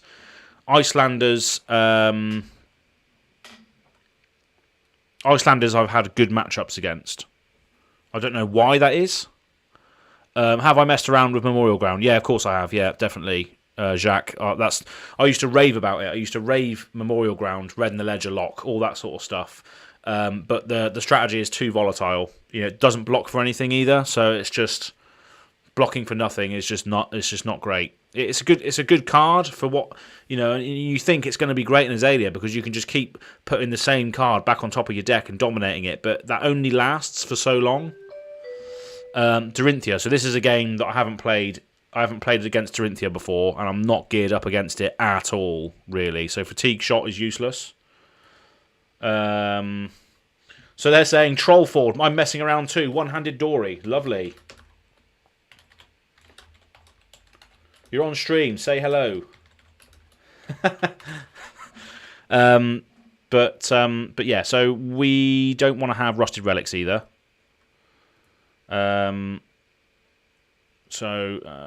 Cool. So that's pretty much all we need. I mean, Red and Ledger's probably crap against Dory. Well, though it can sometimes do some stuff. So yeah, I guess we're just gonna roll with that. See what happens. I'll go second.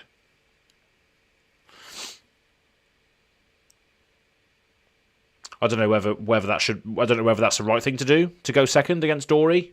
I guess it's hand filtering because they just want to chuck everything at you and get counters.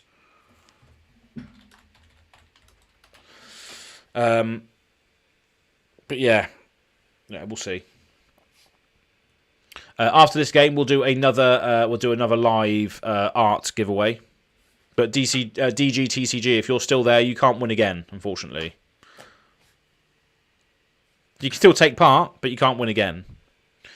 So yeah, we'll do another guess the card art after this. I've got 2 more guess the card arts to do before we close the stream off. So yeah, we've got another hour and a half or so. Just waiting for the player to come back wherever they've gone. But maybe they're going to seek out the stream right now and take a look at my hand, take a look at the strategies that I'm portraying to the audience here. Who knows? Where's my phone? Oh, it's up there. Never mind. Battering bolt is decent for Dory. Yes, it is decent for Dory, but I just don't have it in here. Obviously, it's great because obviously it discards all of their instants and reactions and stuff, but I just don't have it in this list. Maybe I should have it in here, but we'll see. I mean, I'm running a more of a, I'd probably say a defensive deck, to be honest. More about defense and card advantage more than anything else. But once I don't get that advantage, it can slip away. But against Dory, they apparently said they're playing a bit of more of an experimental, fun build. So we'll see how this works out. So yeah, let's go. I'm playing second. I'm on the second. Oh, they're playing Spillblood. That's cool. Axes gain +2 and dominate 10 turns. This is cool. This is what we like. We like to see some weird stuff. Axes dominate. Lovely old job. What's going on? They're going to be able to come in with a go again afterwards, aren't they? They're going to be able to. What's she do? When a weapon attack hits, you can attack again with it. Right. So Red in the Ledger is pretty much useless. So we'll chuck that away, and we're going to pass for now. So take 1, I guess. Blade Runner, cool card. So we're taking 1 here from this. Another reason why we like to go second is because we can take cover and put a card in our arsenal to give us 5 cards on our first turn. But in this instance, another 6 with dominate. We can only block 1 card from hand anyway. So yeah, we're just going to pass and take cover that and take 3. Reload the release attention. So we're going to take 3. Got a card in our arsenal now, which is nice. And then it's our turn. So that's cool. So we're going to activate the cross wrap. Flip up the release attention. Oasis Respite, that can go to the bottom for now. So we're just going to go on the offensive. So we're going to play release attention. So they can't play any defense reactions from Arsenal. We're then going to activate Dreadbore. Pitching the release attention gives us 2 floating. We're going to load in this headshot. So it gets a big buff. And then we're going to play 2 other buffs, I think. So what we're doing here. So we're going to seek and destroy and take aim. And come in with a huge headshot for 15 damage. It's a big damage. 15. Wow. Okay. There we are. So this is why I liked to play Go Tall Azalea. Like just all reds. Because sometimes you can get absurd damage like this. But yeah, 15 damage coming in is quite a lot. And if it hits, they have to discard their hand and arsenal at the end of the turn. So yeah. I like to play a Trap Master Azalea. It's terrible but hilarious. Yeah, you're right, Jack. Yeah, Trap Master Azalea is quality in UPF as well. It's great fun because you can you can politic and be like, well, I have a trap in my arsenal. Is it really worth attacking me? Probably not, because you're going to get pitfall trapped and all that sort of stuff. So yeah, they're taking a lot of damage, going down to 29, but still. Yeah, coming in with a hatchet for 2 with Go Again. So we will block for 2. There's probably something behind this though, isn't there? Probably something behind this. They've already blocked with their dynamo. They haven't blocked with any of our armor. So I guess we're just going to try and block this with. What do we want to block this with? Block for 2. It's probably going to get buffed though, isn't it? It's definitely going to get buffed. So do we overblock? Because we can't get anything into our arsenal next turn unless we bullseye it. That's the thing. So let's overblock. Block for 2, 2, and then if they react, we can then reinforce the line on the Pursuit of Knowledge. Yeah. So yeah, great use of reinforce the line here to buff up the Pursuit of Knowledge, so the attack does not hit. And then coming in with another. So they gave it Go Again, did they? How? How did they give it Go Again? Oh, Warrior's Valor. No. How did they give the hatchet Go Again? I don't know. Can't remember. We're going to take 4. Sod it. And then we're just going to threaten card advantage on the next turn. So again, I think that's what we like. I think that's what psychologically, that's what we like here at GoAgainGaming, playing Azalea, is threatening the card advantage, maybe. Threatening the extra card in hand, threatening the I've got more cards than you sort of situation. But they have a lot of cards in their deck. They've got 60 cards here. Got quite a lot of cards going on.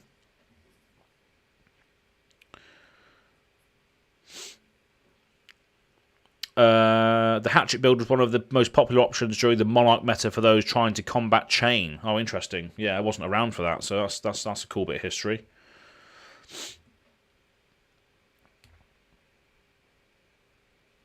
Refilling coffee. I'm going to pass. No reactions. So my turn is just going to be bullseye bracers, loading in this and firing it off for 5. So again, just threatening a little bit of an on-hit there to put it back into the arsenal. So this is basically like, at the moment, Azalea's weapon that she can just keep firing if it doesn't get blocked. So yeah, I do like Endless Arrow. But yeah, they're just going to block their fridge here, aren't they? So this was the issue that I was having with Dory, is the fridge aspect of the armor. Like, they've got 6 block on field, haven't they? Well, they've got 2, 2, 1, which is basically going to accumulate them low. They've basically got 6 block on field. So when I was playing very, very go tall Azalea, it was, getting through and stuff. But this sort of control sort of fatiguey sort of style build is not really doing anything against Dory. Well, I do have an advantage still, but okay. So basically, Hatchet's coming in. There's 2 floating. So again, we probably want to overblock this. But what are we going to do on the next turn? Snatch. So I guess we can overblock here. So we're going to block with a Remorseless and see what they do. Blade Runner to give it go again. Okay. Still blocking that out though fully. Giving it go again. He's got 1 floating, coming in with another axe for 5, and then so we're going to block with this, and then pass, and then block with a take cover. Reload this. Pass. And then, yeah, we just want to threaten the... Well, it's not even card advantage now, because they've now replaced their arsenal as well. So we're going to flip this snatch up, see if there's anything in there that we need defensively. So that can go to the bottom, and then we're just going to snatch them to see if they want me to draw 5 as well.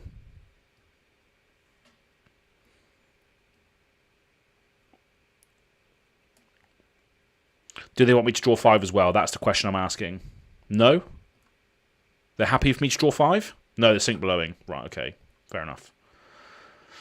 But I'd rather that sink below happen on the snatch, to be honest, than any other big value arrow later, potentially. So yeah, drawing 4, unfortunately, instead of the 5 that I wanted.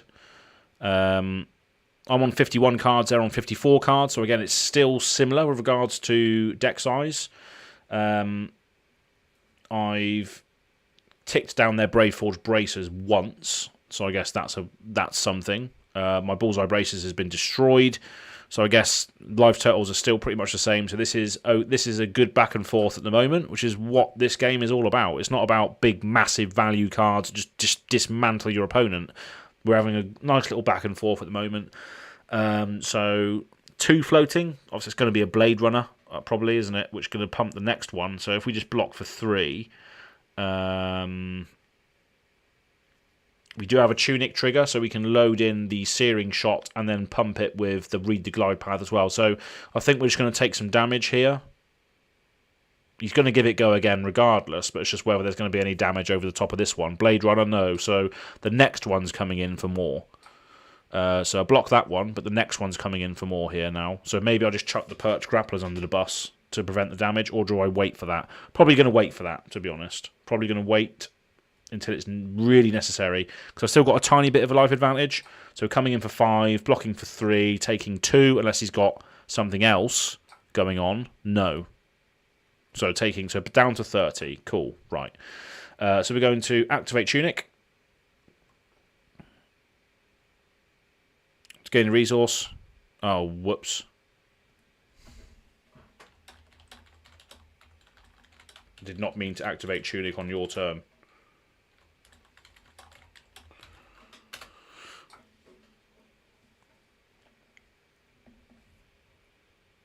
Whoopsie. So I activated Tunic on his turn by accident. I'm not sure if I can go back now.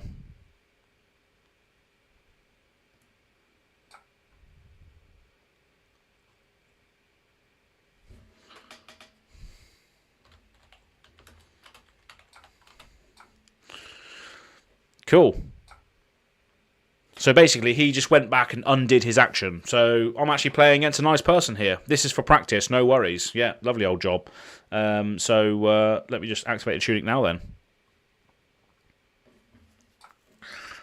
So we're going to use Dreadbore.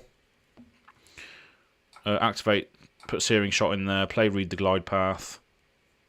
Put that to the bottom, and then fire this off. Yeah, so that made a big difference. So coming in for 7 now. If it hits, they lose a life. So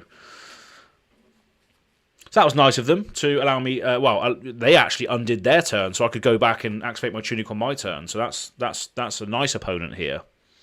I know we've had a series recently called Salty Chat Logs, which I appeared in on 983 Media. But maybe there should be a space for lovely chat logs where people actually allow you to play the game properly. Like this man did, or woman, whatever they might be out there. Blocking for a lot of damage here. So blocking the whole thing. And then we have a very large turn on our next turn. So we're just gonna take damage here, I think. Sod it. Take 2. So if we play Take Aim, put the red and the ledger in there, play Seek and Destroy, and then use the headshot to fire it off, that's going to be pretty devastating. So we got a big turn next turn, but they're obviously going off a little bit now here as well. Glint the Quicksilver. Coming in with another hatchet, I guess. That's fine.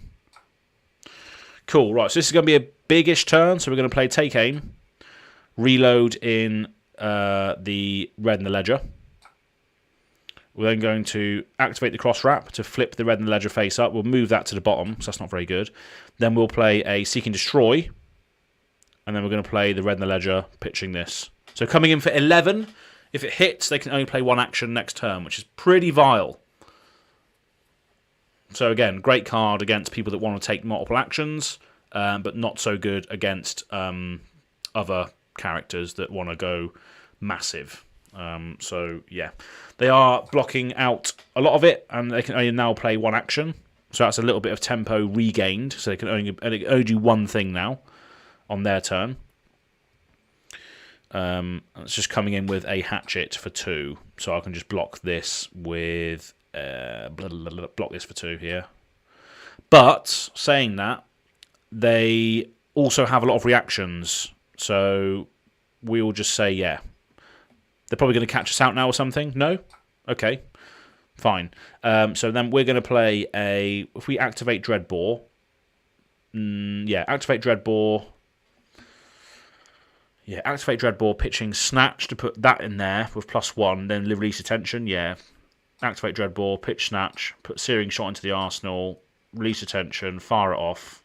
Coming in for 7 again. If it hits, they lose a life. So... Depends, I guess, what they want to do. They're not taking any damage. They're going to take it all. I guess that's probably... They've probably got a much better follow-up, haven't they? So coming in for 2. Right, so if I chuck this salvage shot underneath it, first of all, what are they going to do to this? Giving the next attack go again. Okay, fine. So I've got quite a lot of block in hand here. I've got 10 block in hand, basically.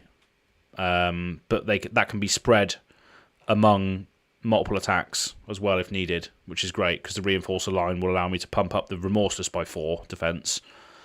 So I think Reinforcer line is actually doing what I want it to do because of the instant speed shenanigans. But we are having to block now with the Remorseless to prevent the 6 damage with Go Again. So I guess that is taking cards away from us here, but we still have a life advantage. Let's just chuck this under it. We're going to pass, and then we're just going to Arsenal the take cover and pass. So we're going to reinforce the line. Choose the Remorseless to get 7 defense. I think they were banking on the fact of that hatchet getting through, so they could attack again with it. So yeah, glad I stopped that. So let's just pass back, end turn, and Arsenal this card. So coming in with a driving blade. So we've got one left over after this.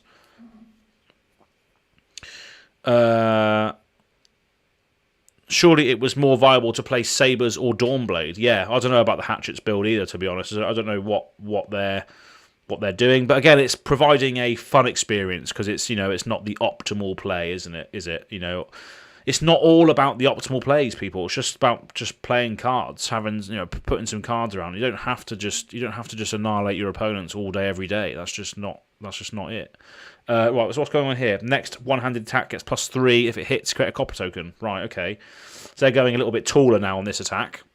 They can probably still give it go again with some card in hand, or they're just trying to push damage over the top with Dory to get the second hit away with this. But they still need to give it go again. So what gives it go again in hand? They've got 2 cards there. Probably a Blade Runner? Because they haven't... Oh, no. Their Driving Blade is currently giving it go again. Right, I see. Okay. So let's just block for... Just block for 6. Still try and maintain the life advantage at this point, then. Because we can always Cardaverous next turn and get back something of value, I guess. It's probably not the best line. I'd rather that be a snatch, to be honest. We still got the take cover in Arsenal as well, which I forgot about. So we still do have the ability to block some stuff here. This is coming in for 3. So we'll just... They've got 2 floating. What could that be? What could that be? 2 floating. Out for blood? Does that cost 2? Okay, we'll pass. We'll just take cover that, I think. Oh, here we go. In the swing. What does that do? Target weapon gets +3. Right.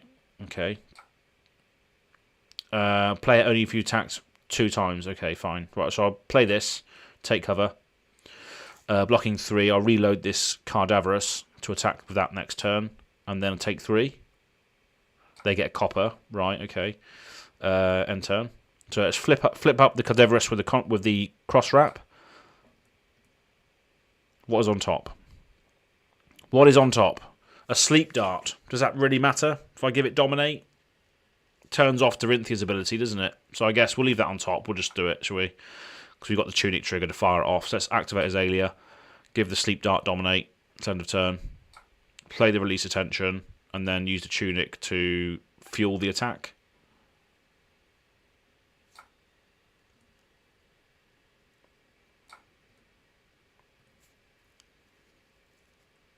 So 5 dominate. If it hits, you can't activate. The thing is turned off. Her ability is turned off. Dorinthia's ability.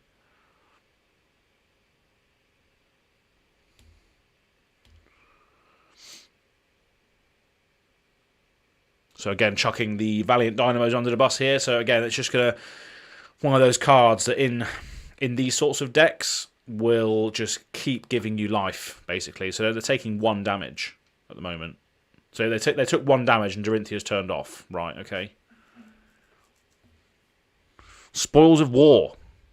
Okay, coming in for 4. So again, reinforce the line here. Doesn't do anything, which is a bit of a shame. This is a bit of a wasted card in this hand, but luckily we do have 2 other Fateful Scenes to use. So this is the first time that reinforce the line is not doing anything. Which I'm happy about. That's not too bad. Do you want not Death Whistle on top? No. Probably not. Pass. Coming in for 3. Right, so we'll pass. Fateful Scene again. Fateful Scene on top? Yes, probably, because we're probably on the defence right now, so we'll leave that on top to draw next turn. And then we'll pass. That's it. Cool.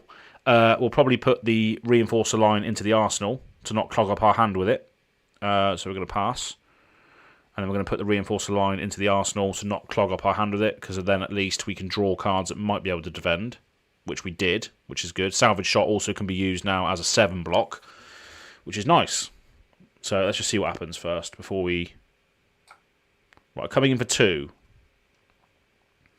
They're currently winning on the fatigue game because they can just keep attacking with weapons, which is the issue. So I still have a life advantage, so I still want to try and keep that life advantage for now until I can just crack really hard back, I think. Which I might be able to do next turn, because I've got a take aim. That will put the salvage shot into the arsenal with +3. I need a resource to fire off the salvage shot. That's the issue. It's not a 0 cost, is it? No. So coming in for 2, let's just block for 2 here with this. Release tension. Let's see what they're doing on their first attack. That's what you never know. You never know what attack's going to be buffed with Dorinthia. That's the problem with the axes, I think, because they can go tall and wide, but not ridiculous like Briar. Yeah, by the looks of this build, anyway, it can go a little bit tall and wide here and there, but it's nothing ridiculously ridiculous like Briar. All the value trains that you get off of Briar.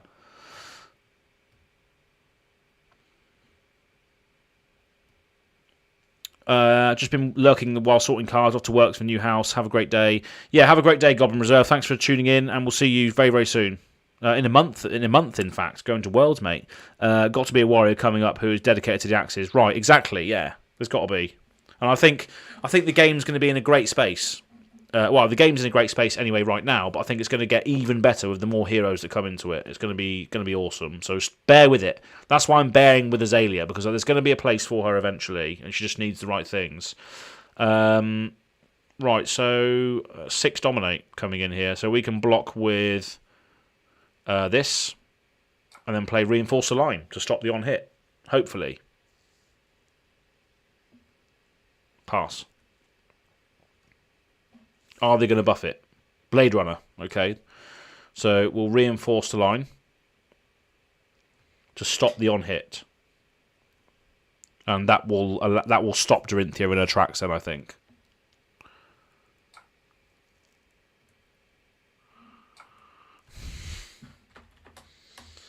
They're saying, boo.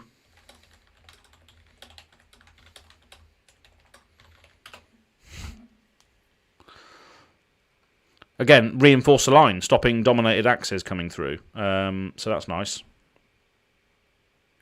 And the player there saying "boo." They don't like the reinforce the lines. Right, so I might as well just play take aim for the chance of reloading something in, flipping it up, and getting an arrow. So we'll play take aim. Reload this into the arsenal. Activate this to flip it face up. And then at least I'm also telegraphing the fact that that can go to the bottom. I'm now telegraphing the fact also that I have a defensive capability here, which is great. So again, it's psychologically messing with the opponent. You're telegraphing that you have a defense reaction in your arsenal, which again is... I think Azalea needs to explore these psychological spaces more. That's what she needs to do. She's a ranger. She's like Batman. As long as she's always got a plan, she's always going to be one step ahead of the opponent. That is what we like to do. Card advantage, as I was saying earlier, we like to experiment with card advantage. Card advantage in this game is a psychological benefit of knowing what you're doing and what you're playing into. So Azalea needs to explore those aspects of the game, I think. Revealing things to your opponent, giving your opponent more information about this, but no information about this, etc. Making them make silly decisions. I think that's what's good. Right, so here we go. Out for blood. Next attack gets +3. If you attack a weapon this turn, your next doesn't gain dominate. So this is not a dominated attack. This is just a big attack. Okay, cool, fine. So we're going to play. We've got a lot of defensive capabilities here at the moment, so we need to get that out of the arsenal first, though, so we can get the headshot in. Potentially. So let's just... do we block with the Purchase now to stop this on hit? Because we can still Oasis Respite. Yeah, let's block with the Purchase and then pass. And then he knows I'm going to be playing a Fateful Scene now. Simple as that. He knows that's coming. But now I can Oasis Respite as well, which is a great thing. I can Oasis Respite now. Do I want that on top? No. So, okay, pass. So I blocked that. End of turn. Okay, so he did nothing as a result of that. Cool. Right, so it's my go. So if I knock the Death Whistle, I can go and get any card I want. So what card do I want? Probably Looking at this deck, you probably want battering bolts because there's a lot of the defense reactions. We don't have battering bolts in this deck, so I think we're just going to go and get Remorseless because he seems to be playing a lot of like actions to a certain degree. Well, he did not really so much anymore, but I think that's probably the best thing to do. Trying to work out how to combine traps and D-reacts with New Horizon. You're saying, Andrew? Yeah, that's going to be a tough one because they have to be face down in order to work, don't they? I think. Right, so let's just play Knock the Death Whistle. Which card do you want to get on top? We haven't got... Wow, we don't have many arrows left in our deck. Shit, we don't have many arrows at all. So maybe we need to go get... Oh, no. Headshot. Yeah. Reload this headshot. Activate Azalea. Pass. So we get the headshot into the arsenal with Dominate, and then we're just going to fire this off, pitching a... use your Tunic to fire it off.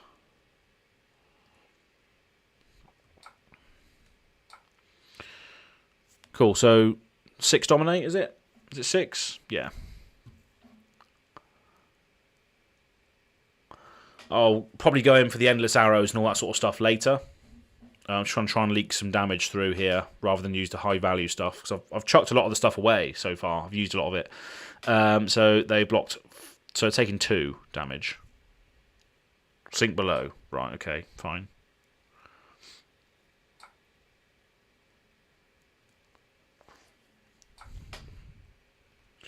Fine, so end turn.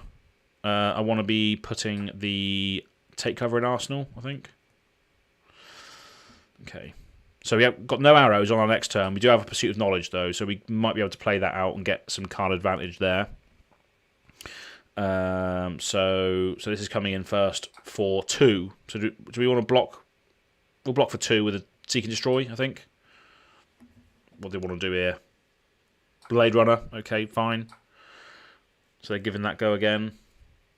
And then the next attack gets +3, which we can get rid of. So coming in for 6, if it hits, they can attack again with it. So I think we just get rid of Tunic and Cross Wrap now. To try and... Yeah. So they got no resources floating. Let's just block with everything. Take cover. Pass. Put the Pursuit of Knowledge in there. And then we can come in with that on the next turn and still have the Oasis Respite on our next defensive turn. So that's fine. So Pursuit of Knowledge, pitch this. Coming in for 4. If it hits, I get 5 card hand. So they're probably going to, probably chucking the Valiant Dynamos away.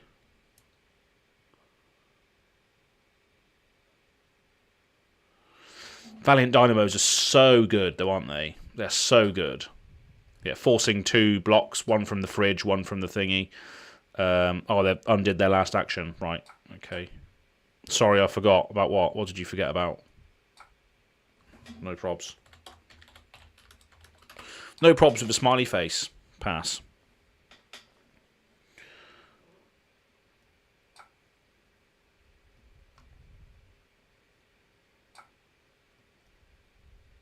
Yeah, it's just sinking below that one. Yeah, so obviously that can't be... Sink below can be used, obviously, because Dreadbore only affects arrows. So that's fair enough. Nothing I can do about that. And then I will pass... end turn, and then Arsenal with Oasis Respite. So you've got a lot of Oasis Respite in hand now. So I think they're coming in for a big attack.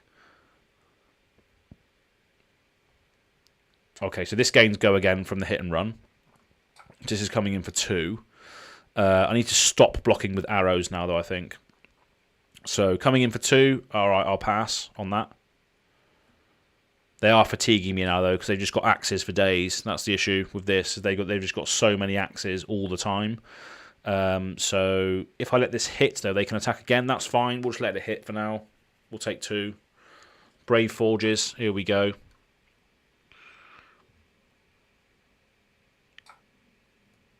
Coming in for 4. Right, okay. So we'll pass. In the swing. So target weapon gains +3. So that's now coming in for 7. Okay, so if we take 7, we go down to 13. We can gain some life back with the Oasis Respite. So I think we're just going to take 7.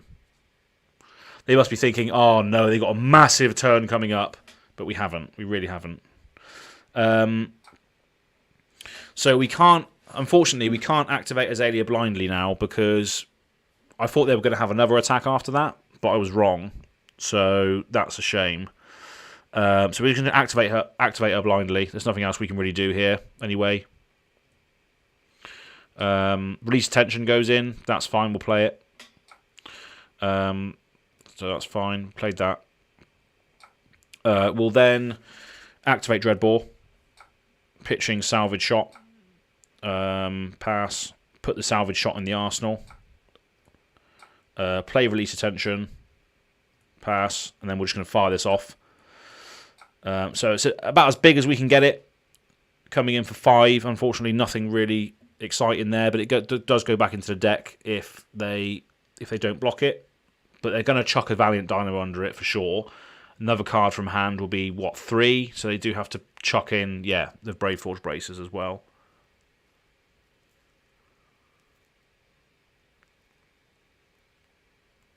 Bit of a shame, but we are running out of arrows now, unfortunately. So they're fatiguing us now. Just axing all the way.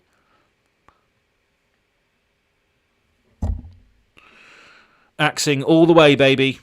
The blind Azalea, lol, and they say Brute is random number generated. Yeah, too right. Sometimes though you can blind Azalea. Sometimes you can. Depends on what you want what you want to achieve. In that situation, I had no choice, so I couldn't really do anything else. That's what I mean. Azalea is great. Like if you blind Azalea into a defensive card, they then have to think, right, okay, well, I have to get through that card now as well. I mean, again, I do think she needs to explore those areas more of the psychology behind the game rather than the actual value of the cards. Okay, so what's this? Coming in for 4 with Go Again. Right, so we can block this with Oasis Respite and gain some life. So we'll play Oasis Respite. We'll pitch Take Cover. And we'll choose the Hatchet of Body. So we're going to prevent that damage and gain a life. Still got 1 floating as well for the other Oasis Respite. And then we can block for 3 of the Endless Arrow if we need to. And then we can also snatch to threaten the card advantage again on the next turn.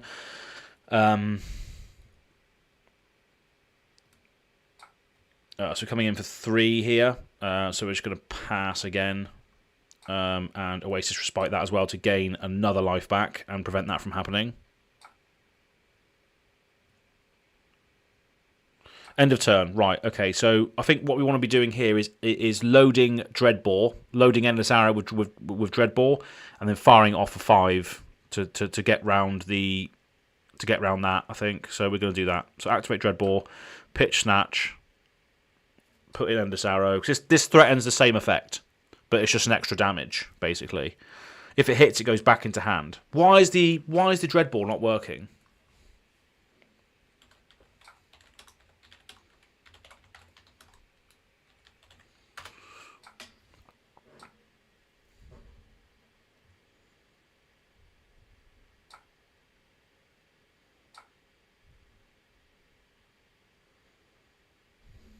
Yeah, Dreadbore, it should be for 5.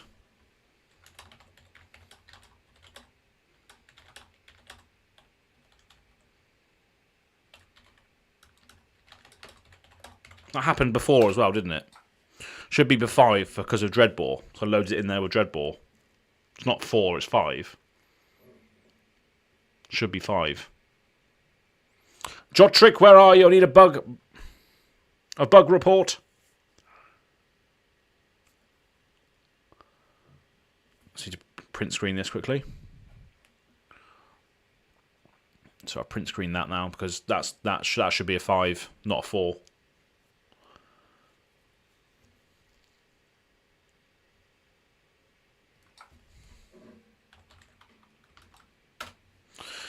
And again, this player here is choosing to block 5 because he knows that should be a 5. So he's fateful sealing from Arsenal. Fair play.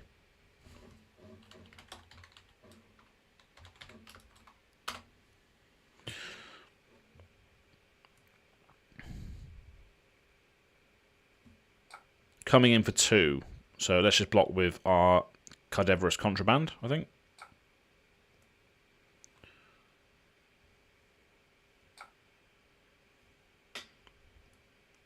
I think I just have to leak some damage now because I need to get some attacks through. Out for blood, out for blood. Wow, 11! Wow.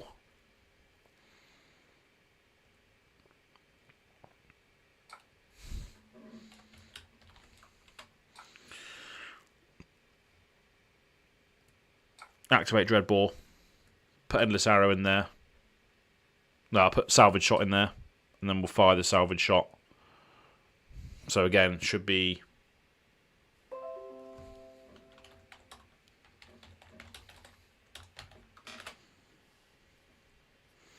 Should be 6 again. So I'm going to try and... If someone can timestamp... how far are we into the stream? 2 minutes 10. So 2 minutes 10... I'm going to make a note here. 2 minute 10. Dreadball not working.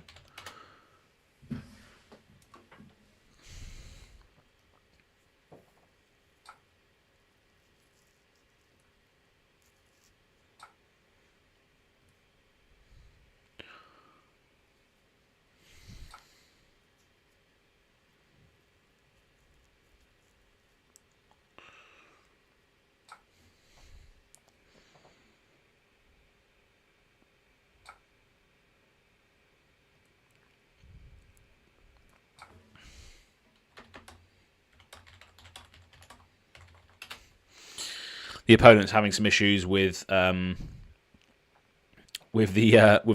platform here as well. So I'm on 2 life. I'm fatigued out anyway at this point.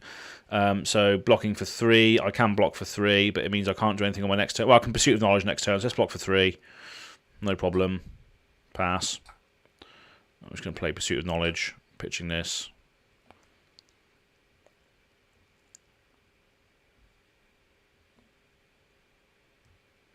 So yeah, Dreadball not working. So that's worth noting down.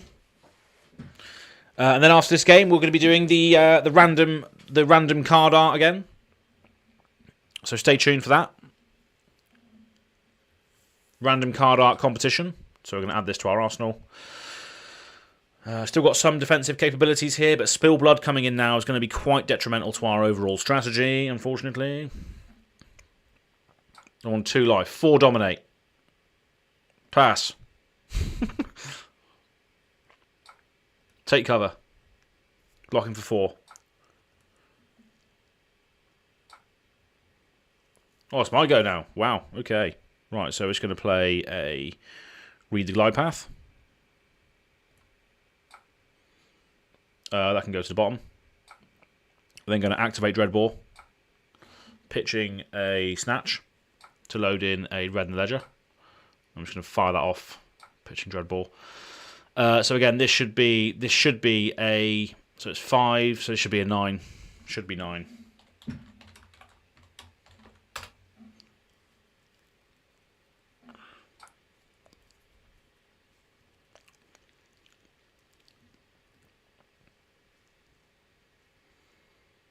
Five plus 3 plus 1. Yeah. Fair play.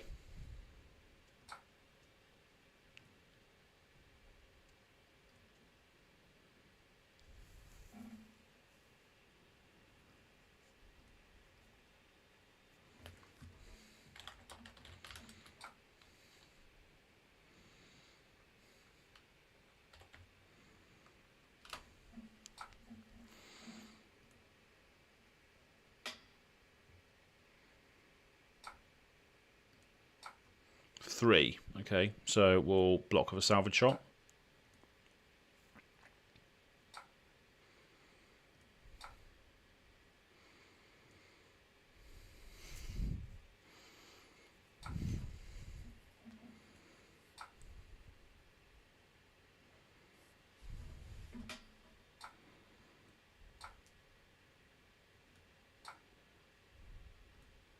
Gain life.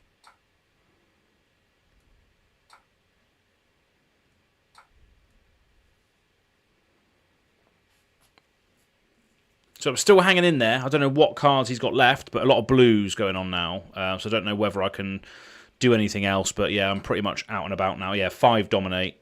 So there's nothing I can do about that, I don't think. I can block 3 and take something. Just going to hit though, isn't it? That's a problem. So pass. Block 3. Take 2. Go down to 1. 5 dominate. There we go. That's GG's, isn't it?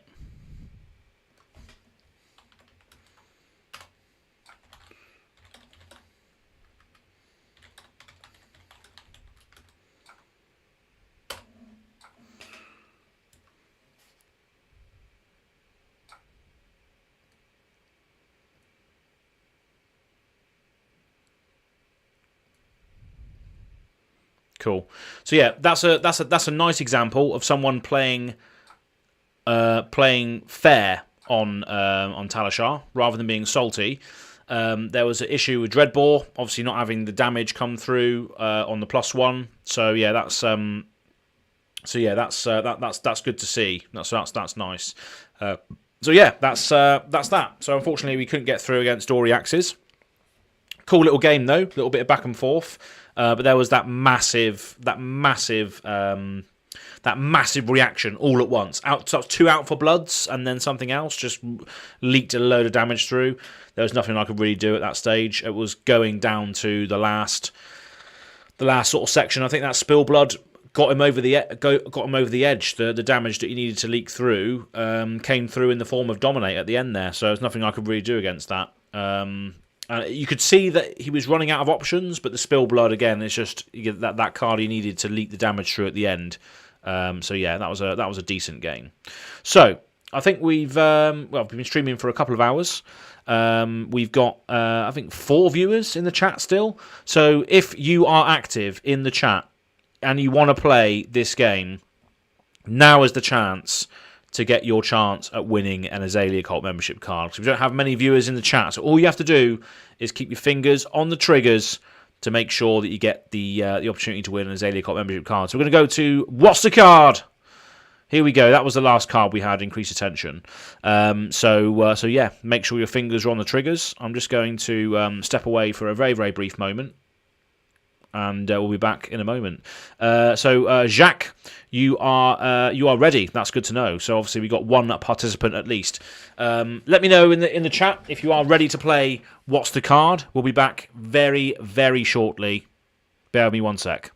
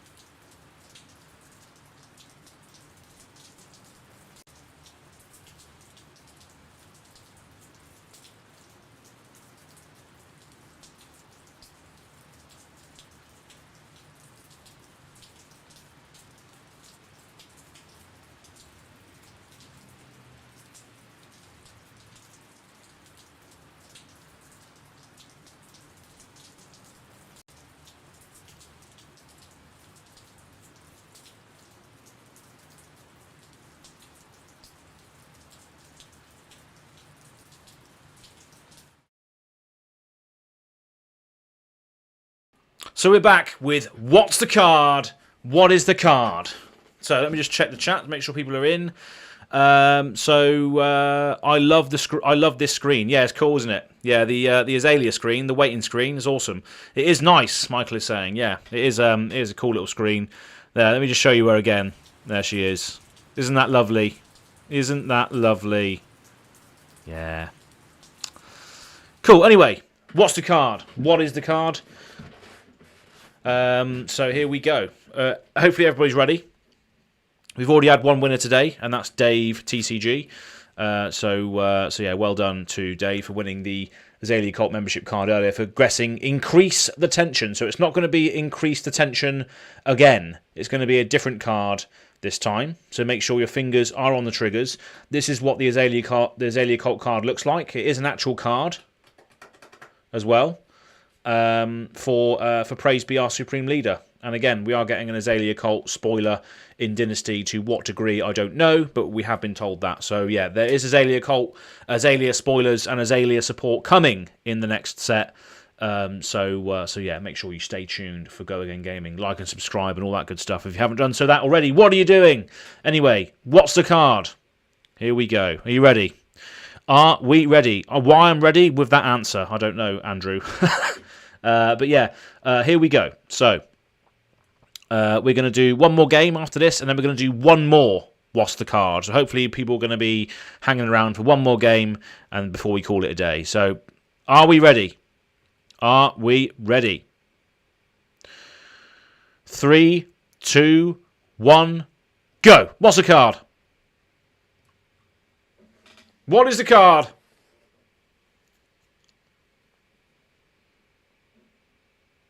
What is the card?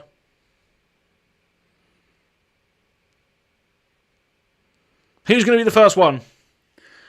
Who's going to be the first one to get it? Sikkim Shot. There it is. Andrew Mason coming in first with the trigger fingers. Andrew Mason with a Sikkim Shot. Well done, sir. But I believe you have also already won an Azalea Cult membership card for your participation in the Azalea Cult design series for your armor piece. So if you want to gift your Azalea Cult membership card to another person in the chat, that's fine. If you don't, I can write you out a separate one. Whatever you prefer, let us know. You are already a member. That's right. No, you are already a member. That's right. Jacques is saying, wow, I suck at this game. Yeah, it's okay. It's all right. You know, are you a Ranger player, Jacques? Are you a Ranger player? Should you know these cards? Or is it just a random occurrence for you? Yeah. Give it out as a gift, Andrew Mason is saying. Well, look at that sportsmanship. So, that's pretty cool. So we'll give it out as a gift then. So who wants an Azalea Cult membership card? Put your hands up in the chat if you want an Azalea Cult membership card. Let me know. Let us know. Jacques knows all the cards. Cool. Right, okay. So let's do another What's the Card. Let's do another one. But Andrew Mason, if you're gifting your one, let the other members in the chat play out for this one, okay? So yeah, people that are already members, do not answer in this next game, okay? Let's leave it to the people that are not members already. So thank you very much, Andrew Mason, for gifting out your card. So we're going to do one more round of What is the Card? So let me just get rid of this. And then yeah, so if you're not a member, then yeah, this is your chance. So non-members, please have your fingers at the ready to play What is the Card yet again. So yeah, I think the members, I think the only people left in this chat at this precise moment in time are Michael Buckley and Jacques that are not or have not received Azalea Cult membership cards. So if you want one, now is your chance. Make sure you are ready to do this, and make sure you've clicked the live button so you are absolutely live at this moment in time to get the absolute best buffering rates, basically, is what I'm trying to say. So, are we ready to play What is the Card? This is the last round of What is the Card today. Make sure... Who wants to participate? Say ready if you're playing. Non-members only. Okay, ready. Right, Jacques, this is your time. This is your time. I think you're the only one playing. It's you and Michael. You for the grand prize of the Azalea Cult membership card. Here we go. Live on GoAgainGaming on the 1st of October. Okay, right. We've got one more piece of art for you. Gladiators at the ready. Gladiators ready. Contestants, ready! It's a great show.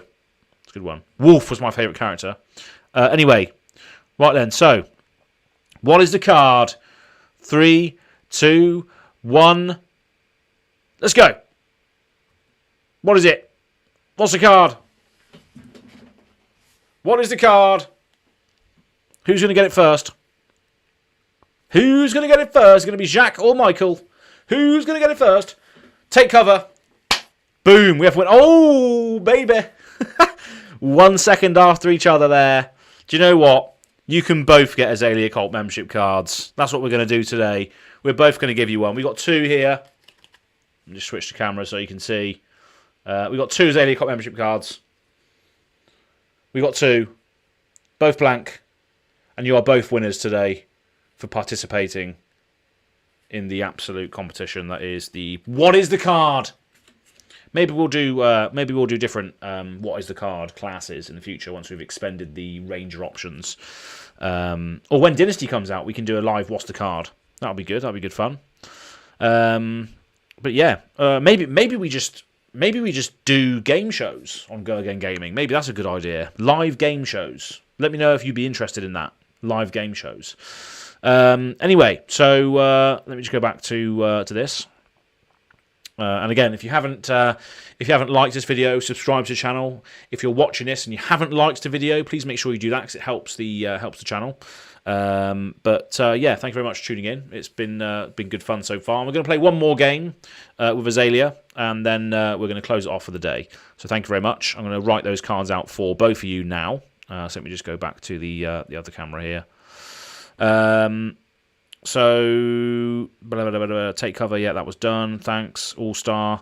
I'll keep it in my wallet. Yay for everyone. That should be a funny spoiler video. What's the card with a new card? Yeah, it should be. Yeah, imagine that. What's the card? I don't know what it is. Tell me. No, what is the card? Tell me. No, I don't know what it is. What is the card? Aaron, just tell me the fucking card. Oh, it'd be great, wouldn't it? Game show. GoAgainGaming game show. Let's do it. Maybe we can figure out a good idea for it. But we need live contestants. I mean, that doesn't always happen. Maybe it does, though. We'll see. Cool. Maybe we add that into the stream schedule. GoAgainGaming game show. We'll see. Right, anyway. So let me just write this down here then. So, Jacques, please make sure I spell your name correctly. So, Z-A-H-J-K.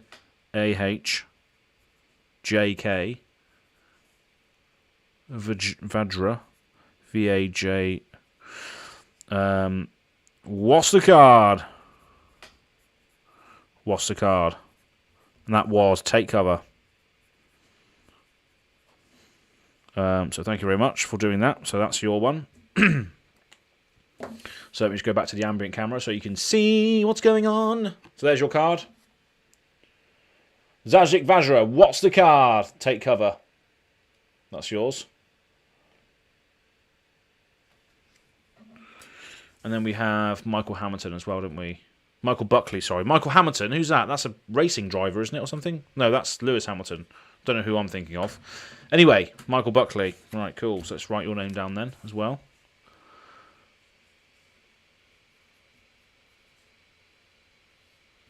Michael Buckley.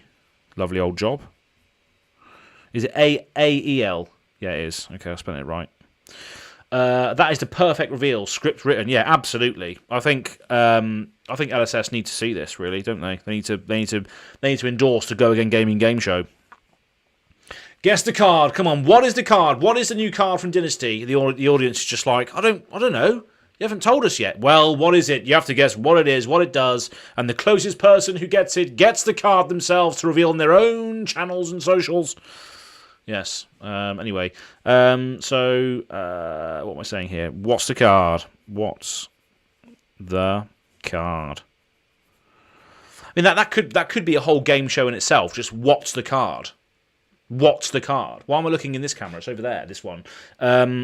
That could be the game show name. What's the card? Where we get live contestants on. They have to guess what the card is, either from the text, the art, the frame, the bloody serial number. That would be a great game show. You know, but I need live contestants for it. That's the issue. That's the thing we need. But I don't want to have to rely on other content creators to come on to What's the Card. I'd rather have audience like this, you know, just general watchers of the channel that don't potentially have, YouTube channels just getting involved. So yeah, maybe it's something we try and develop. VIP zone. If you're a patron of the channel, we'll talk about this. So if you're not a patron of my channel, then please consider it. Even at one of the lowest levels, that helps support me directly, and you get access to the VIP zone of the Discord where we can chat about future content. So yeah, I'm saying this now to patrons like Andrew Mason in the chat, Andrew Donnelly in the chat. A lot of Andrews are patrons. Maybe that's a thing. Maybe we have to go through the telephone book and just seek out all of the Andrews in UK and USA to try and get them to get patrons of my channel. Anyway, if you're a patron of my channel, you get access to the VIP zone, and the VIP zone, I'm going to be putting ideas in there later about a game show as to how people might think or how they might want it to come across. So patrons, I look forward to your feedback on that idea in the VIP zone. So yeah, but if you're not a patron, please consider doing it, because it really allows me to evaluate what my time is worth to people. And there's a couple of cool benefits in there, even at the lowest tier now. You get access to the new Talishar card backs that we've seen. I'm going to play with another set of Talishar card backs in a moment so you can see them. You get access to the Patreon pit fight, even on the lowest level. You can get involved in those that happen every sort of month or so. And there's loads of other stuff as well. So go and check that out when you can, if you want to support me. But yeah, game shows. We'll see if that goes anywhere. Anyway, Michael Buckley, what's the card? And that was Take Cover. Sorry, I'll write this card out for you now. I'm just going to chuck my Patreon at people if they want to try and help support the channel directly. Here we go. Michael Buckley, what's the card? Take Cover. That is your membership card, which I will send out when we do the bulk mail out at the end of November. Just in time for Christmas. So lovely old job. Right then, that's that. So yes, that's all done. It says on my this camera is running low on battery, so I'm probably going to have to not do this one now. But we've done all the What's the Cards for today. After Andrew Mason gave his away, we settled that with a tie break of What's the Card, where obviously both participants won the membership card for the Take Cover guess, which was pretty much very, very close by to one another as well, I might add. Anyway, so we've got one more game left, and then we're going to change the card backs in Talishar so you can see the other ones that we have as well. So let me just go back onto the actual live stream video. And then we're going to close off this other ambient camera. So bear with me one sec. I should close off this one. We don't need this one anymore. It's actually my phone. My phone's being live streamed basically. So it's pretty cool. Right, let's get rid of that. Let's get rid of that. Okay. Got a lot of Twitter notifications. Need to have a look at in a moment. I need to turn this off so it's not burning my battery further. Bear with me a sec. Sorry, people. And then we're going to play one more game with Azalea, see what we get, and go from there. Okay, right then. So,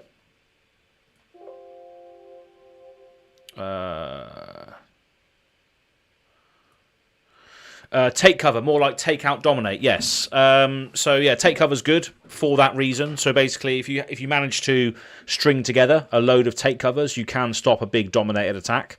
You're probably still getting the value out of their hand and their arsenal, for that matter, for blocking such dominated attack.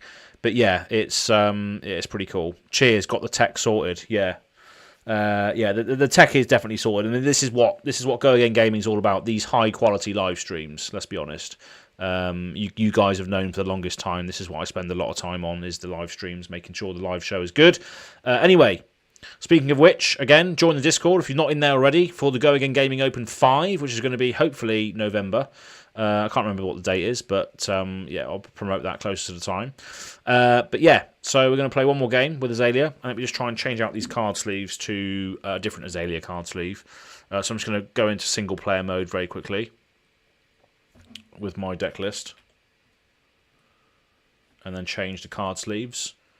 So I think that's the only way you can really do it. So create game, start. So at the moment, yeah, you can see we've got the Azalea Cult sleeves here. If I can zoom in a little bit.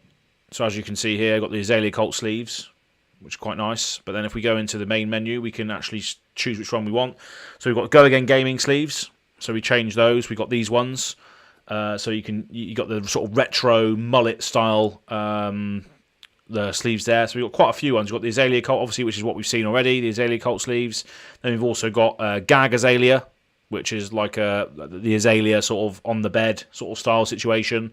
Just chilling out, loving life, running her fingers through her hair. Lovely old job. Then we got the original Azalea one, which we got. I think it was like in the summertime we got that one done. So that's the original Azalea one. Then we've got Dorinthia. So nice little anime Dorinthia one, which Tobias has got a playmat of, which is nice.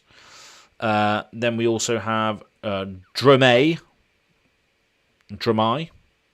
nice one. And then we have Kasai as well.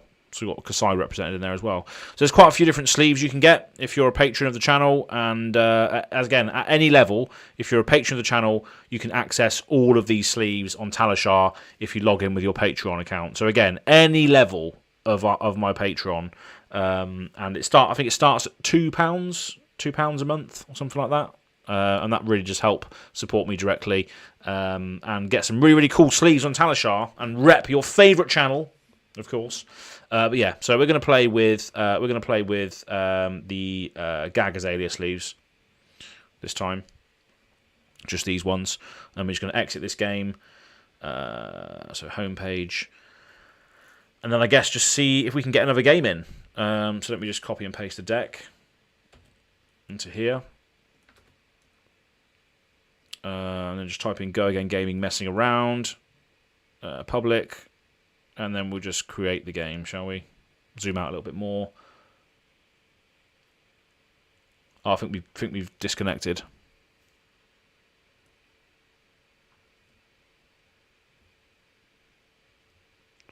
Are we back? I think we're back now. I think we're back now. Little issue there with the streaming. Hopefully we're back. I believe we are back now. I think we're back. Just testing the... And we're back. Okay, cool. Nice, we're back. Lovely. And see what happens. What's the chat saying? Gag Azalea as phrasing. Yeah, that's it. Lovely. Yeah, I know I do it on purpose. That's right. Oh, we're still getting some issues here. Not receiving enough video to maintain smooth streaming. What are you on about, mate? What are you on about? Not receiving enough video.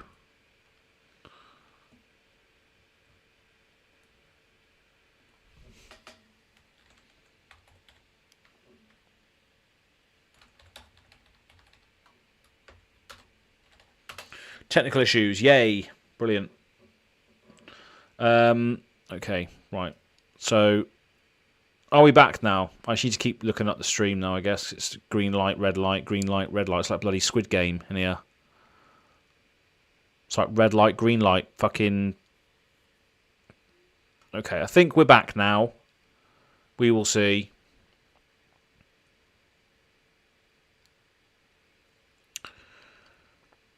Yeah, I think we're back now.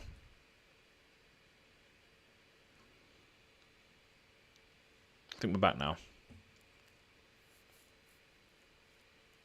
Okay, cool. Green light has remained consistent for the last 30 seconds, so I think we should be okay. Right, so let's go. Let's create a game and see what happens, I guess.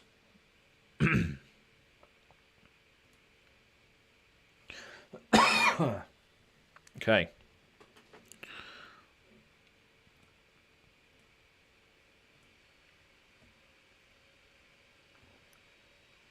Just keep streaming, yeah, I will do. Just keep going. Yeah, just refresh it. If you're still hanging around, just refresh it. It should be working now, hopefully.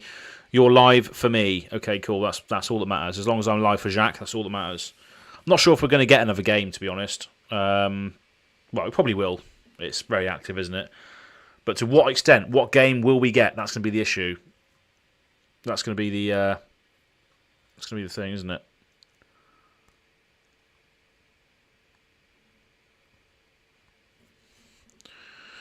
Because people just see GoAgainGaming messing around. They're probably not gonna go in if they care about the actual game itself and trying to get the most out of their decks and all that sort of thing. They probably won't hop into this game because they know I'm just messing around with Azalea. So that's why it's always good to name your games on Talishar because then you will attract the sort of players you want to play against that don't really care about your heroes and your decks and stuff.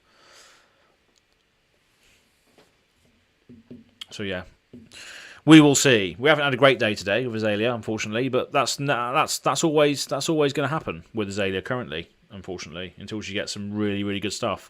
I don't know how she would be improved though. Again, we spoke about this a lot on Azalea Cult recently. But I mean, with this deck, I feel like she can be consistent, but sometimes, yeah, I just don't know. I don't know what it is. I really don't know what it is. But saying that, we have had Pavel Leszczuk top 8 the Poland Nationals recently, and obviously we're getting him on the Azalea Cult tonight to go through his list and his sort of his way of thinking and all that sort of stuff. So it's going to be an interesting episode coming out next week on the Azalea Cult and GoAgainGaming. So stay tuned for that. But obviously playing Azalea as an OTK deck, maybe that is the way, because obviously she wants to do the one big attack, one big kill shot sort of style of play. I think that's probably quite thematic as well, isn't it? I reckon that OTK style is quite thematic because she wants to go in for the one-shot kill rather than getting into a slogging match with some of these heroes. So yeah, we'll see. I haven't actually played the list, and obviously the list wasn't correct on FabDB. Playing against Bravo again. Oh God, here we go. Bravo again. Fun times. Guardians love it, don't they? This is probably the worst matchup for Azalea, to be honest. Do we need Cadaverous Contraband? Blues? Probably not. Probably don't need those. Reinforcer Lines, we'll take those still. Yeah. I think everything else is good. Red and the Ledgers, I guess we just have to play with it. Perch Grapplers, yeah, okay, fine. Start. Okay. Here we go. Messing around, but still. Bean. I'm playing against Bean. That's what I call my girlfriend, Bean. So I'm not playing against. I don't think I'm playing against Bean. She's at work at the moment, so it'd be funny if she was. She shouldn't even play the game. So 6 Anathos. Do you want to filter our hand? What we doing next turn? Are we doing anything next turn? 6 Anathos. Probably a pummel over the top. 2 floating. We just don't know, do we? At this stage, should we just chuck our whole hand in front of it? It's quite a lot of attacks there, though. That's the thing, isn't it? Yes, I cut Relic from the list. Yeah, I did cut Relic. Yeah. No, I didn't. No, I didn't cut it entirely. It's in there still, but I obviously took it out against Bravos. Let's just chuck Endless Arrow. Actually, no, it's not. Let's chuck in Remorseless and knock Death Whistle. It's probably gonna force some damage through on me with a pummel. No. Okay. Okay, fair enough. Right, so there isn't much going on in this hand. We do have a take aim into an Endless Arrow. That's not too much going on there. So we can just do this. Reload this. Flip it up with Cross Wrap to see what we got on top. Seek and Destroy.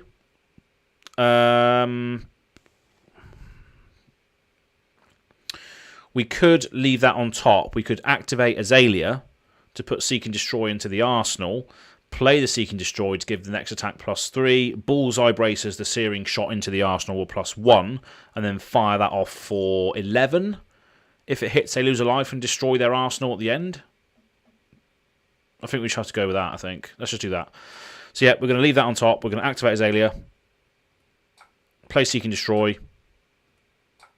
Activate the Bullseye Bracers. Put the searing shot into the arsenal, +1, fire it off. Coming in for 11, with some on-hit effects. And again, they're probably arsenaling their defense reactions against Dreadbore. But 11 is still quite a lot of damage to try and get out the way. Pummel on turn 0 will be dumb. Right, yeah, okay, fair enough. I wouldn't know that, you see. So, taking the damage, processing the on-hit effect. That's fair enough. Okay, end turn. And I'll put the Oasis Respite into my arse. Creating a seismic thingy. Yeah. Coming in with a choke slam. Is that dominated? No. So there's a 2 there, so that could be a pummel, couldn't it? So I guess we're going to block everything here and Oasis Respite. And then just come in with a snatch. So let's just block. Do we want to force the pummel out, though? It's an attack action card, so it means I'm going to have to discard a card. So no, let's pass to see what happens. Yeah, okay, fine. Right, so let's Oasis Respite now then. Pitching the red release attention. Choosing Choke Slam. It's coming in for 10, so I'm blocking 7 in total, so I will still stop the on-hit effect going through. I'll discard the release attention. And then I can just come in with a snatch. So still maintaining card advantage if they let this hit.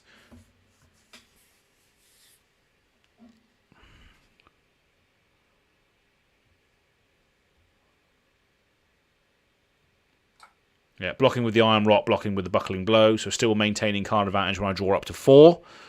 Tectonic Plating. Coming in with a Cranial Crush, so I can't draw cards if I get crushed. Does that matter?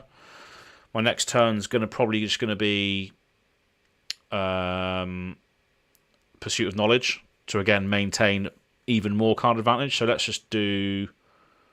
I'm going to have a Tunic trigger next turn, so I need to block with. What do I do? How do I do this?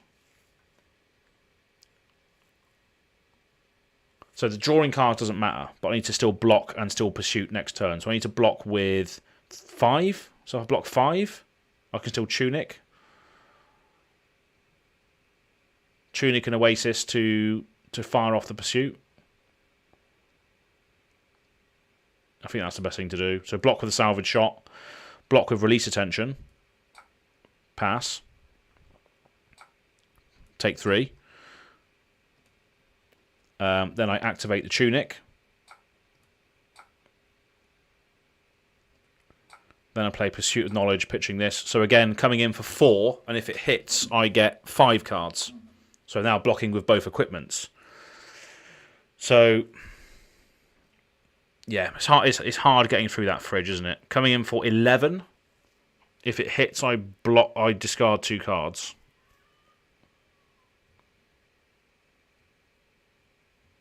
If it hits, I discard. If it crushes, I discard 2 cards.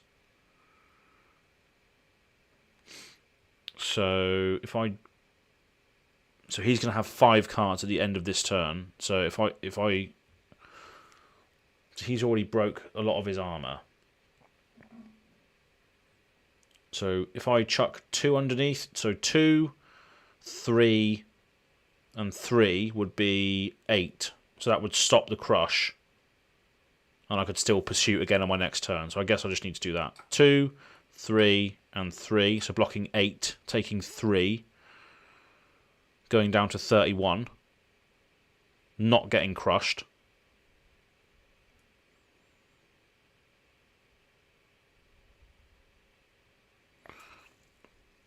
And then I can just pursue on my turn.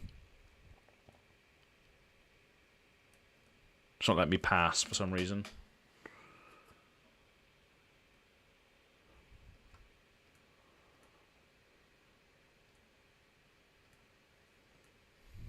It's not letting me pass. It's frozen.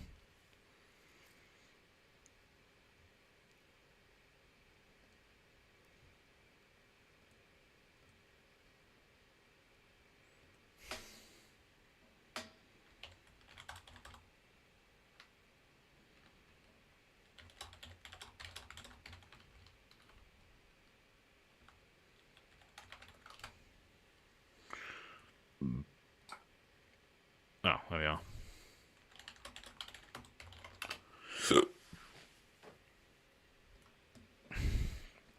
Cool, so that's fine. I blocked out. Took 3 from the Crippling Crush, no discard, so I'm just going to come in with Pursuit of Knowledge next turn. So that'll just be, again, threatening 5-card hand. No Arsenal, though. So if they allow me to hit with this, it's just going to be the same cards as what they've got. It's just going to allow me to draw 5. They got 5 anyway. So yeah, they're not letting me have that. Tectonic Plating has now been all blocked away. Tear Asunder. Okay. 7 Dominate. If it hits, I discard. So this is quite. So what does it do? What does it do if it hits? They discard 2 cards. Right. Okay. So we're going to pass. We're going to take cover. The Fate Foreseen into our arsenal and defend from there. So that's quite cool. So take cover. Choose this to reload. Fate Foreseen. What can this do? Is this better on top or the bottom? That's better on the bottom. Right, so we blocked out that, luckily. No discard effects, thank God. So now we can use Dreadball's effect to loading the Searing Shot, but it's not going to get the buff because the fucking program doesn't work properly. So that's going to be annoying. So if we let's try this again, right? So activate Dreadball, pitching, read the glide path, choose this in to go in, and then fire this off. That should be 5.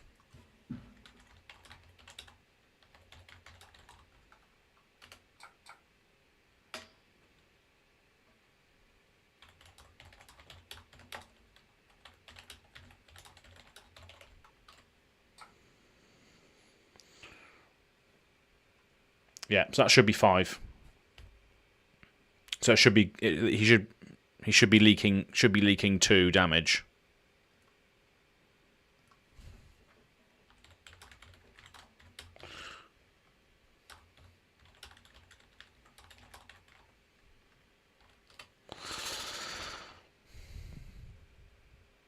Yeah, bit of a shit situation. So they're going to come in with a big debilitate. What's this do? Their first attack has -2, so I guess I can just block this with a Pursuit of Knowledge and then reinforce the line.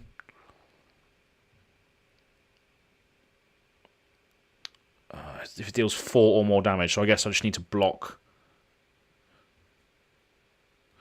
Michael Buckley, good luck with the rest of this game. Give him hell. Off to bed. It's getting late here in Australia. Well, thank you very much for tuning in, Michael, and hope you have a great night. Thank you very much for spending your time with us, and it's great to see people in the other side of the world come into these streams. That's why I thought it'd be nice to, to sometimes do it in the middle of the day like this. So thank you very much. I'm just going to be reinforcing the line here, I think. Reinforce the line. Reinforce the line.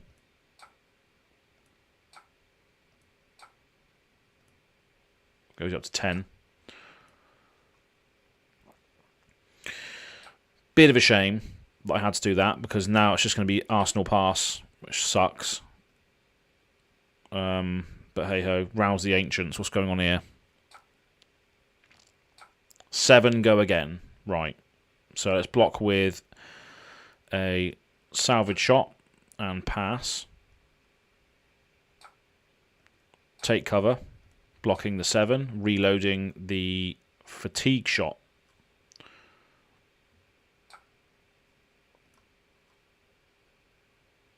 And then another debilitate coming in for 8 damage. I do have a tunic trigger next turn, so I guess I could block with both of these cards to prevent, maybe block for. Sorry, I take 2. No crush effect.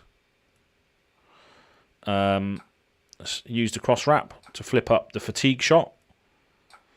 That can go to the bottom, and then we'll just fire this at them for 3. It's not really doing much, but if they don't block it, it means that their first attack's going to be, so it allows us to get a card back anyway, so it's still maintaining the same amount of cards here. Choke Slam for 6, no go again, so there's 1 left over. What can that be? Probably nothing, I guess. So what do we do here? We can come in next turn with a Pitch to Dreadbore. Get this in there. It's still going to be it should be an 8 when it's not. So that sucks. It really does. So we're just going to pat. Oh, fuck me. Right, okay, yeah, we need to do this. That can go on the top because we're probably going to be on the defensive again next turn. So no crush effect, though, luckily. So pass.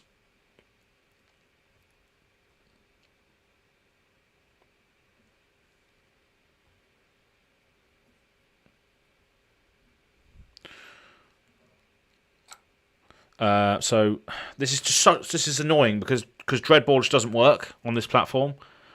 So picture Dreadball. Searing Shot goes in with +1 when actually no it doesn't because it just doesn't work. Then we'll play this. That can stay on top and then we'll fire it off. So again should be 8.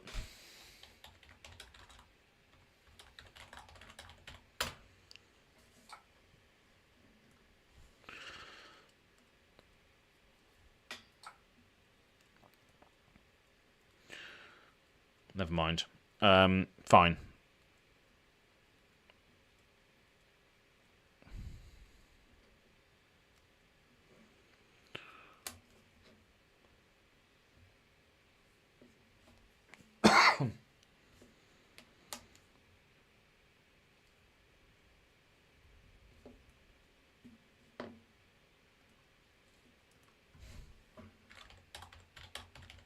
Yeah, no probs.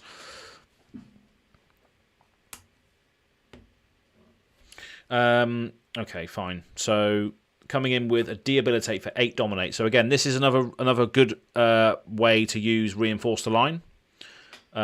So we can just block with a salvage shot, pass, and then reinforce the line to block 7, which is quite nice. So I only take 1 damage there.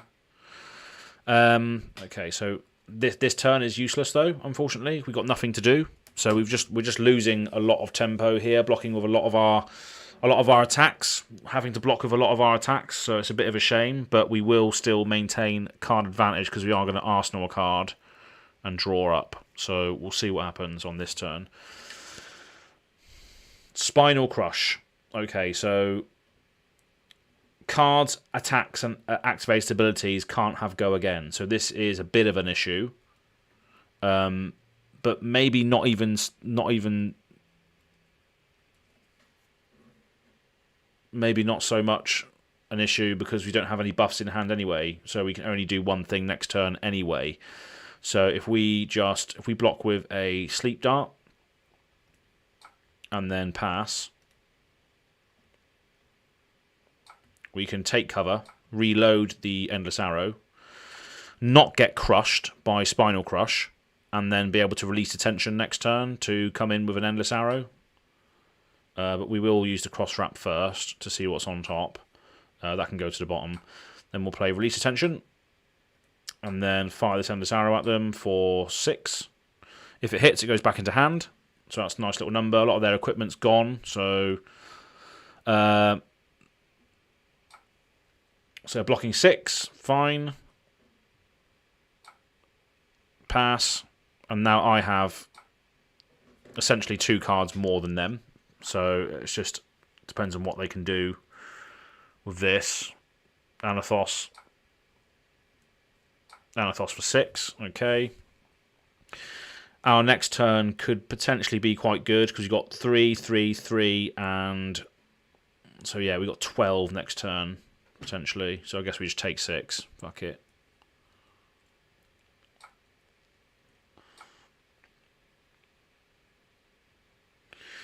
Okay, so we use the Cross Wrap first of all to flip this up, see if it's a better arrow on top. It's a take cover, so we get rid of that.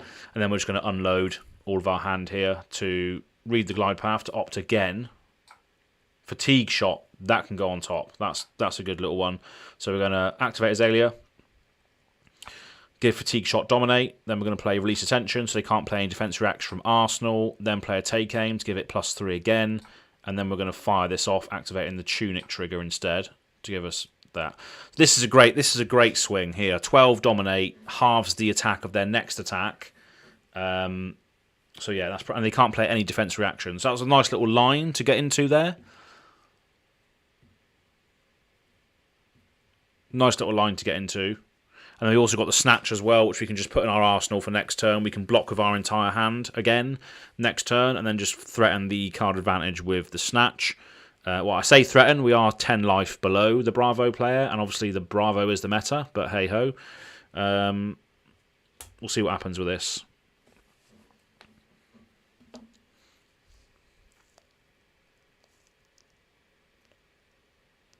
And that's what I miss.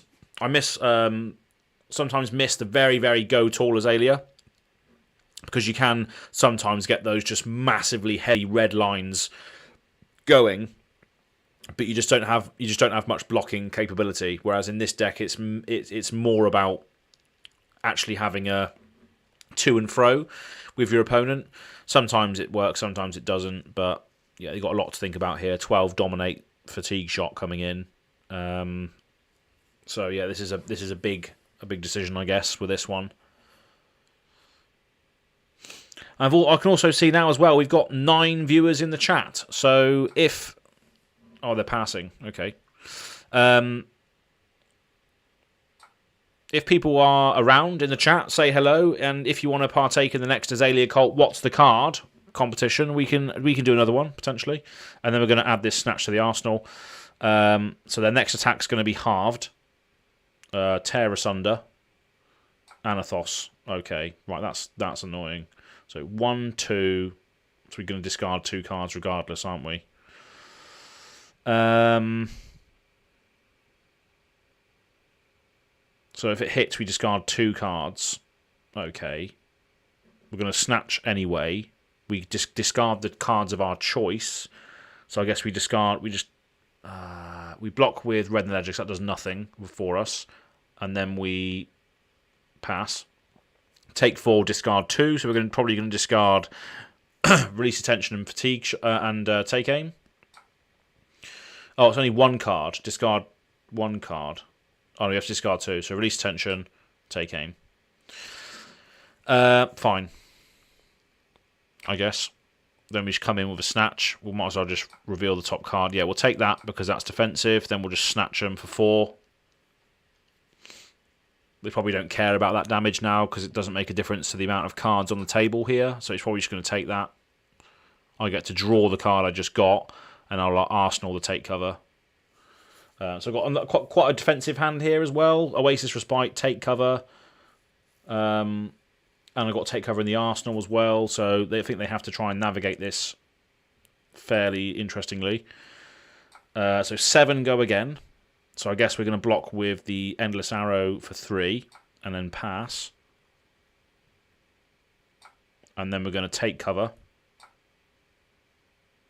to block all 7. Pass. Pass. Coming in with a Choke Slam for 8. So if we...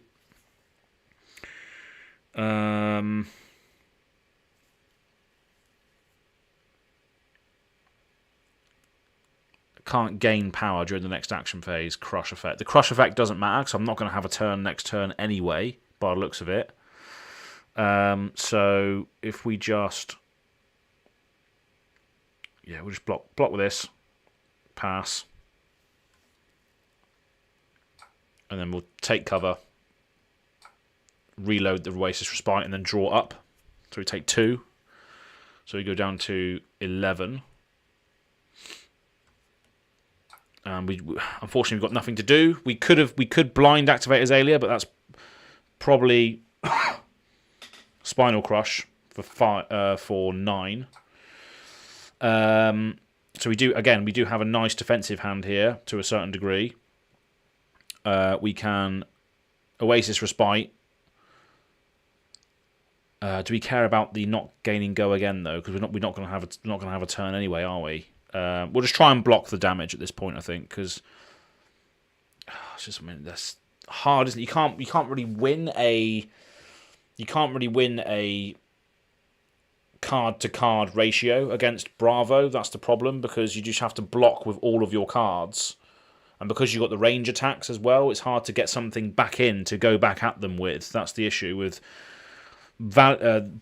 Bravo's cards are worth so much, whereas mine are not so much. So it's definitely a hard matchup. So coming in for 9, do I care about go again? So let's just pass. We'll play the Oasis Respite, pitching the Seek and Destroy, because you might need that later. So we'll do a Spinal Crush. Then we'll also play Fateful Scene as well. We'll put that to the bottom of the deck.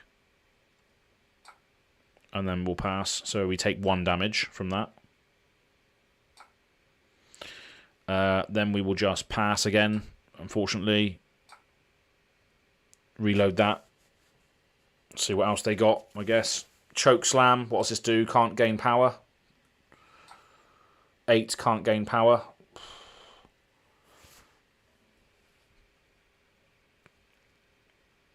8 can't gain power.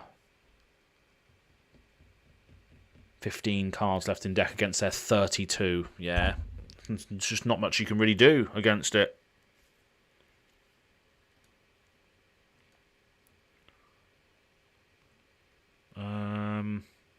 Can't gain power next turn. 8. Oh my goodness me. Goodness me. Can't do anything. Can't do anything at all. So we're just going to block with this. Headshot. So that can't gain power anyway. Remorseless does nothing against Bravo. And take 2, I guess. We can still gain power. But does that really matter? Oh, he's pummeled it. Oh, there we go then. Yeah, so the pummels come back round. I see what you're saying now, Andrew. So they come back round later to just wreak havoc. Choose a card to discard. I'll discard Salvage Shot. End turn. So yeah, there's not much I can really do at this stage, unfortunately. Bravo is definitely the character I've basically just lose against Bravo every time, most of the time. So yeah, not a Death Whistle. Nothing really I can get here apart from Endless Arrow to then give it Dominate and then get it back into my arsenal. But again, it's just not. It's not enough. Unfortunately, it's not enough. And you might think, why do this to yourself over and over again? Why play Azalea over and over again? Because it's tough. It's difficult. It's not all about winning. You just have to love the character that you play and the intricacies surrounding it. But again, I'm going to keep hammering this home. We are getting support for Azalea in Dynasty. It's as simple as that. We are getting it. But yeah, it's just there's too much value. Too much value in comparison to other heroes. Not enough value, sorry, in comparison to other heroes.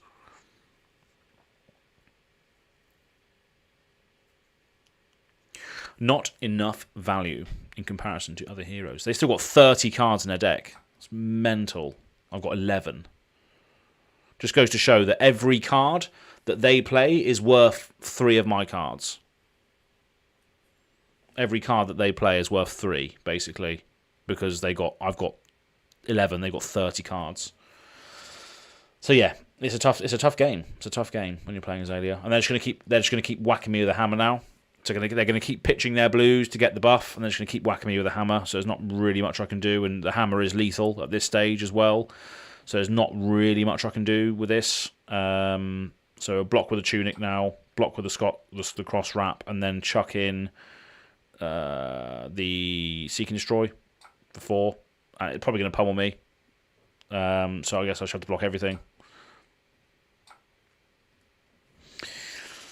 Not much I can do about that, unfortunately. He's just going to wear me away with the cards now. Yeah, no, all buffs in hand. Nothing to fire back with, unfortunately. Pulverize. Wow, here we go. 14. Oh, he's undid his last action. Okay. It's coming in anyway. It's coming in regardless. 14 Dominate. Pass. Pass.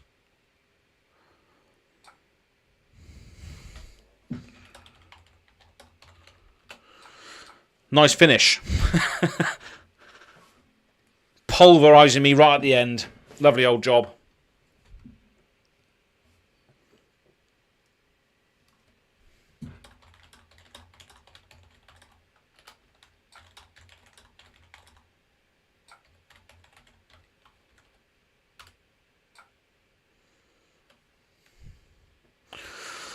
It's stuck in my arsenal for many turns already. Lol. Azalea loves being pulverized.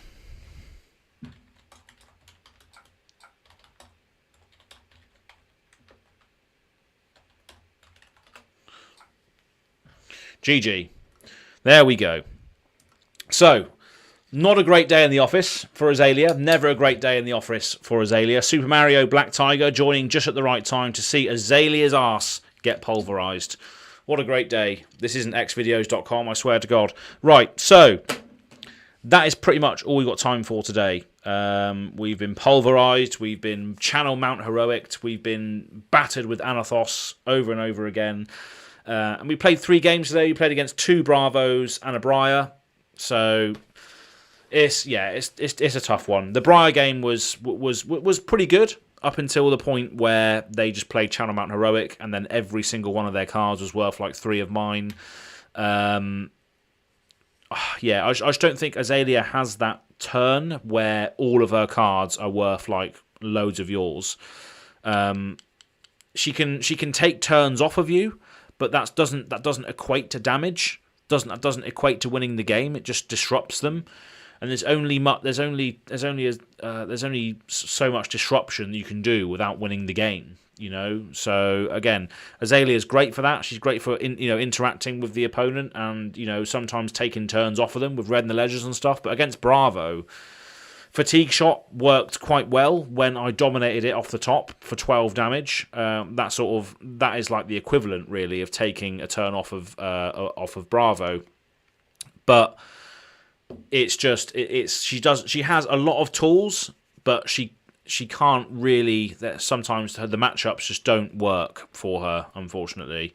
And maybe that's a good thing, maybe that's a bad thing. But we just didn't really see the good sides of her today. We had some great turns, some nice little showcases here and there, but not enough to get us the win. I think the Briar game was probably the most interesting until they played Channel Mount Heroic. The Bravo games, I think we were pretty much losing from the off. Crippling crushes. I got through 3 crippling crushes earlier and then just couldn't really keep up with it.